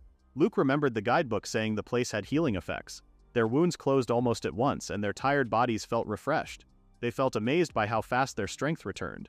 Sylvia noticed that monsters did not come close at all. Eileen believed the area was built to keep adventurers safe. After recovering, they chose to continue their adventure. They soon reached the second floor and saw many golems and ballistas placed near the entrance. They recognized the golems as the same ones they had seen earlier in the village. Someone explained that the third floor offered paid rentals of golem units controlled by alchemists. Not long after, the swift archers appeared and greeted them warmly. Luke felt happy to see familiar faces and remembered meeting them in Nest Village during a request. The archers explained that they now worked directly for the Lord and were willing to answer questions. Sylvia believed the archers were offering help so the group could move on to the third floor. They checked the guidebook again and read that they needed to defeat more than 50 minotaurs before the boss monster, the rampaging minotaur, would appear. Defeating it would allow them to advance to the next floor. Sylvia thought the requirement felt very strict. One of the archers told them not to worry and explained that the golem units were meant for this challenge. He suggested renting a few golems and fighting together. Sylvia agreed that the idea sounded safer. Luke decided to accept the offer and Eileen went to ask about the rental details. Soon after, the group went to hunt the minotaurs one by one. They defeated each one without trouble until the boss monster finally appeared. The trio was shocked when they saw it. It was larger and clearly stronger than the normal minotaurs. One of the hunters moved closer and said he would protect Sylvia. She thanked him and relied on him. Luke noticed that the archer still had feelings for Sylvia, but Sylvia only saw him as a fellow adventurer. The battle then continued. The alchemists stepped forward and ordered their golems to use the ballistas. The golems fired their shots at the boss monster. The minotaur swung its axe and knocked the arrows away, then rushed toward the alchemists. Magic attacks soon hit the monster and drew its attention away from them. The mages then released many spells at once. They covered the monster in constant magic attacks and did not give it time to recover. Luke realized he could not stay back any longer. He asked Eileen to place defensive and speed-enhancing magic on him. Eileen quickly cast the spells without delay. Filled with power, Luke charged toward the minotaur and struck it with many fast sword slashes. He avoided the monster's counterattacks with ease. He tried to move behind it, but the monster kept up with his movements and finally landed a hit. Luke stepped back for a moment and felt relieved that Eileen's defensive magic had protected him well. Arrows from the archers then hit the minotaur, and they signaled Luke to act. Luke jumped forward, closed the distance, and slashed the monster's neck with full force. The boss monster finally fell to the ground. After the monster was defeated, Eileen celebrated with joy. The alchemists congratulated the group for their success. Luke said the victory was only possible because of everyone's support and teamwork. The alchemists then told them that the lodging facility on the 3rd floor could grill the meat dropped by the boss monster. They said the meat was very tasty and worth trying. Sylvia agreed and said they would take the meat there. The archers then explained that they had another job waiting for them. It was time for both groups to part ways, and Luke's team said their goodbyes before moving on. Later, inside the adventurer lodging facility on the dungeon's 3rd floor, the dining area stayed busy. Many people moved around and the place felt lively. Sylvia noticed the good smell of food and it made her comment on how nice it was. Eileen already felt hungry. Luke suggested that they eat the meat they had collected earlier in the dungeon. While looking around, Eileen spotted an empty space in the corner. They sat down at the table and soon another person took a seat with them. It was Shelby. She apologized for sitting there, but Luke said they should be the ones to apologize instead. When he looked more closely, he realized that she was an alchemist staff member from the guild. Shelby asked if she could share the table with them, and they agreed. As they ate their meal, Shelby asked if it was their first time entering the dungeon. Sylvia confirmed that it was. Luke then mentioned that there were many strong monsters inside, and they had a hard time at first. Still, they managed to move forward because the dungeon was well designed. Shelby reacted with a light laugh and explained that the dungeon was carefully set up by the Lord. Eileen then realized that she meant Crow Eldorado. Sylvia said that they had not really spoken with him and wondered what kind of person he was. Shelby then admitted that Crow was her benefactor. The three of them listened as she spoke about him and explained that he had achieved many great things. From the way she talked, it felt clear that many people admired him, just like she did. Hearing this, they felt that living in Nest Village would likely be pleasant and stable for them in the future. At the same time, in a tall building known as Nessie's Tower, Crow looked down over the village. From the top, he could clearly see that the number of people and buildings had grown. The village had safely survived the winter. With the arrival of spring and the help of the Stewart Trading Company, many immigrants arrived. Alchemists and guild staff also came to settle in the area. Lisbeth, whom Stewart had introduced earlier, proved to be very capable. Because of her efforts, they successfully set up the Adventurers Guild in Nest Village. Crow continued to keep Shelby's situation and background a secret, just as he had promised. Since their main focus had been the guild's establishment, dungeon exploration had only reached the 4th floor. To keep everyone safe, Crow planned to continue exploring the 5th floor and deeper areas only when the timing was right. Nessie then shared that she greatly enjoyed the view from the tower. Crow felt glad that she liked what she received. He then asked why she had called him there. She explained that there was someone she wanted him to meet. At that moment, small sparks of fire appeared nearby. Soon after, fire spirits formed from the flames, and one of them stepped forward and greeted Crow. She introduced herself as Ophelia, the queen of fire spirits, and said it was a pleasure to meet him. Crow responded that he also felt the same way and asked her to call him by his name. Ophelia then asked him to do the same in return. Crow did not expect spirits to truly exist. Spirits were known as legendary beings equal to dragons. They were said to be divided into 4 types: fire, wind, earth, and water. First he had met dragons, then came Dungeon Master, and now spirits appeared before him. He wondered when he would finally get a chance to rest. Ophelia then explained that she had come with a request. She asked if the fire spirits could live in Nest Village. Crow felt shocked and questioned the reason. Ophelia explained that they could no longer stay in their original home. Nessie then shared that fire spirits once lived near places called dragon veins. She explained that dragon veins were streams of powerful magic that flowed deep under the continent. However, there were rare places where these veins flowed closer to the surface, and the Forest of Demons was one of those places. Crow then understood that the forest was filled with magic because of these dragon veins. Nessie confirmed this and explained that monsters, including herself, were drawn to dragon veins. Spirits were affected in the same way. Crow then realized why Nessie had been so attached to the forest. Ophelia continued by explaining that the dragon veins that once flowed deep beneath the forest had begun to move under Nest Village instead. Crow felt shocked by this news. Nessie said she was also surprised when she noticed it, since such changes usually took hundreds of years to happen. Crow asked what could have caused this shift. Ophelia admitted that she did not know. Nessie simply nodded in agreement. Crow then wondered if the movement of the dragon veins would affect the village or the forest. Nessie confirmed that the influence of dragon veins spread across a wide area. She believed that even if part of the flow changed, it would not cause major harm to either the village or the forest.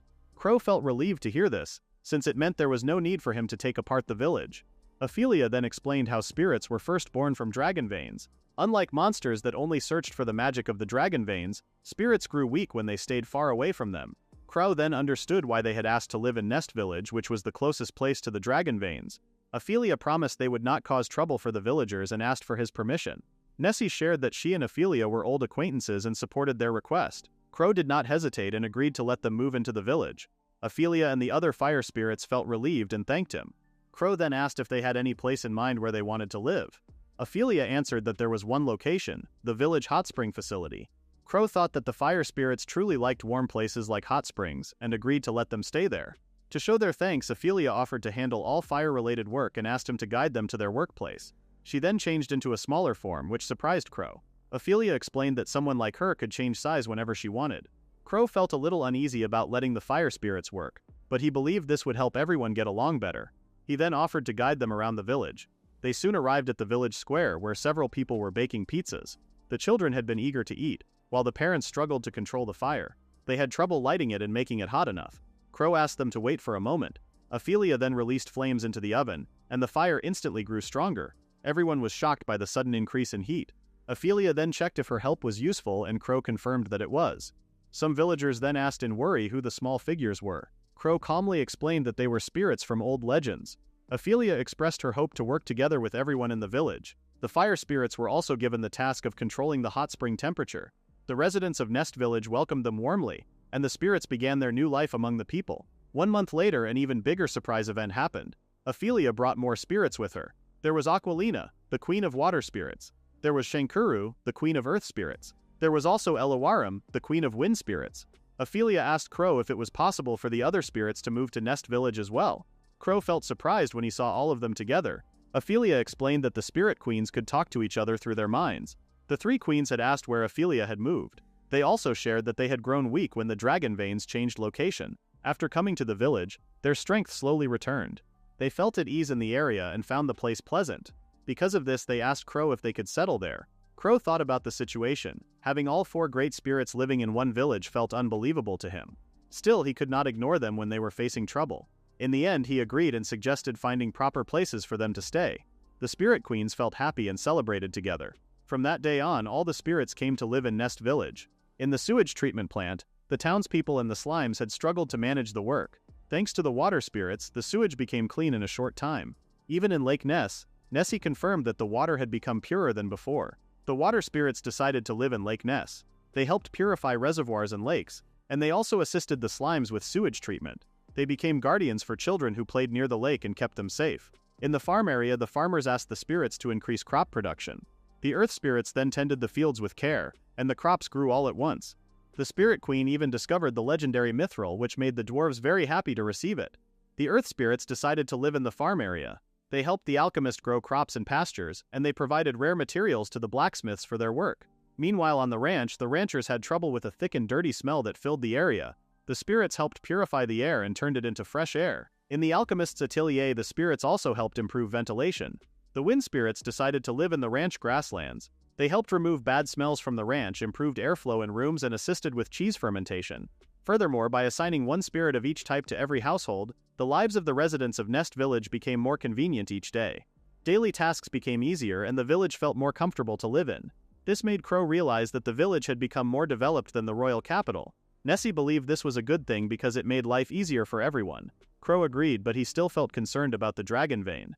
Even though there had been no effect on the village yet, the worry stayed in his mind. Nessie explained that she and the spirits had been investigating it and promised to inform him if they discovered anything. Crow could only hope that it was nothing serious. Nessie told him not to worry because she could protect the village no matter what happened. Crow felt grateful for her support. The next day at Crow's residence, he asked his butler about the important report. Seaboss explained that it did not come from him alone but from others as well. Soon after, Rose and Diana entered the room. Their faces looked serious, and Rose stated that they needed to discuss something important.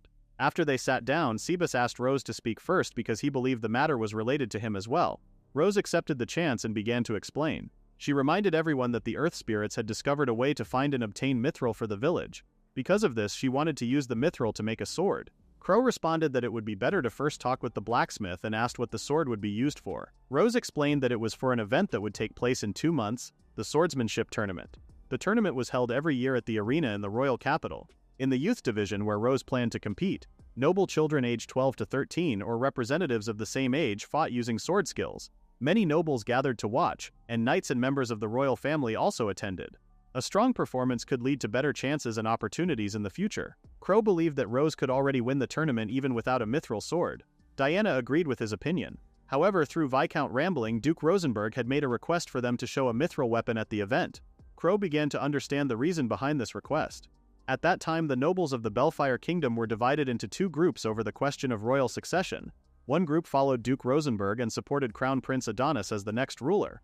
The other group followed Marquise Vertour and supported Prince Aeneas instead. Crow then realized that the tournament was likely being used as a silent battle between the 2 sides. Sabus confirmed that this guess was correct. He explained that the Rambling family belonged to the Duke's faction.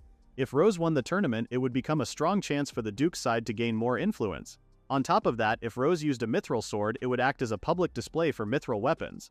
This would cause many orders to come to Nest Village. As the village grew richer, the Duke's power would also continue to grow. Crow then asked Rose if she was truly fine with this plan, since there was a chance that people would say her victory came from the mithril sword rather than her own skill. While calmly drinking her tea, Rose stated that she did not care what others thought. What mattered to her was that she wielded her sword for herself alone. Hearing this answer made Crow and the others feel relieved and pleased. Crow decided to fully support her and encouraged her to give it her best effort. Just then, Sabas also told Crow to do his best. This was the moment for Crow to explain his situation clearly. Sebas confirmed that he had received a letter from Lord Pheasant. The letter stated that Crow was also requested to come to the royal capital during the tournament. Crow felt shocked by the news and wondered about the reason. Sebas continued his explanation. As a member of the Eldorado family under the Duke's faction, they wanted Crow to contribute to the event. He was asked to perform a demonstration using golems during the tournament's opening ceremony. On top of that, he was required to sell Nest Village's specialty food at the food stands, such as pizza and Larrabird sandwiches. Crow felt that everything had been decided too suddenly and struggled to accept it. However, Sebas had not finished speaking. He explained that Crow's main task was to have an audience with King Warren. He would be accompanied by Nessie and Lavi and would also watch the tournament together with the Crown Prince. Crow was deeply shocked when he realized that he needed to interact directly with royalty. Sebas confirmed that the recent growth and progress of the village had already reached the king's ears.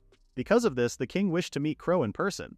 He had also shown interest in the Ice Dragon and Ravine Fang. Crow felt that this was far beyond his position, since he believed he was almost an outcast from noble society. Sebas then held Crow's hand and reminded him of his vow. From the day Crow left Bird's Garden, he had already become a fine lord. More than that, he had grown into a noble who brought benefits not only to Nest Village but also to the entire country. This role was not above his position at all. In fact, he deserved even greater respect. Crow was deeply moved by the old butler's words. Sebas admitted that his thoughts might sound bold, but he encouraged Crow to expand his actions beyond the village. He wanted as many people as possible to learn about the person named Crow Eldorado, someone filled with great potential and promise. Later at the Rambling Estate, Rose thanked Crow for walking her back home. Crow said it was nothing and wished both her and Diana a good night. Just as Crow was about to leave, Rose asked if they could talk for a short while. They then walked together to the garden. Rose asked if he had already made up his mind about going to the royal capital. Crow said there was still a lot of work that needed to be done, but that was not the only reason. What Sebas had said earlier made him think deeply about what kind of future he wanted to choose. Rose then asked if he remembered the first time they had met. It happened long ago during a party. Rose introduced herself to the Eldorado family. Crow's father was impressed by her manners, which made Rose's father feel proud. He said he might have put too much effort into educating his eldest daughter. Crow's father then introduced his children one by one. After the others, he introduced Crow, who was the same age as Rose. Crow felt shy at the time. He hid behind his mother and gave a small greeting. Rose felt surprised by his reaction. Crow's mother also introduced herself politely. Crow pulled on his mother's dress and said he did not like the place because there were too many people. Crow's father scolded him and told him not to think only of himself. Crow's mother then asked her husband to take their other 2 sons and greet the rest of the guests.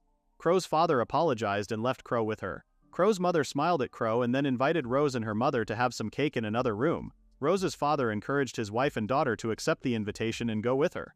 Later in the private room while the mothers were talking, Rose went over to Crow, who was trying to stay by himself. She said that she had the same picture book as him. She asked if he liked the golems shown in the book. She hoped he could become an earth magic user, which was one of the 4 elements, so he could grow into an important noble in the future. Crow said he did not want that.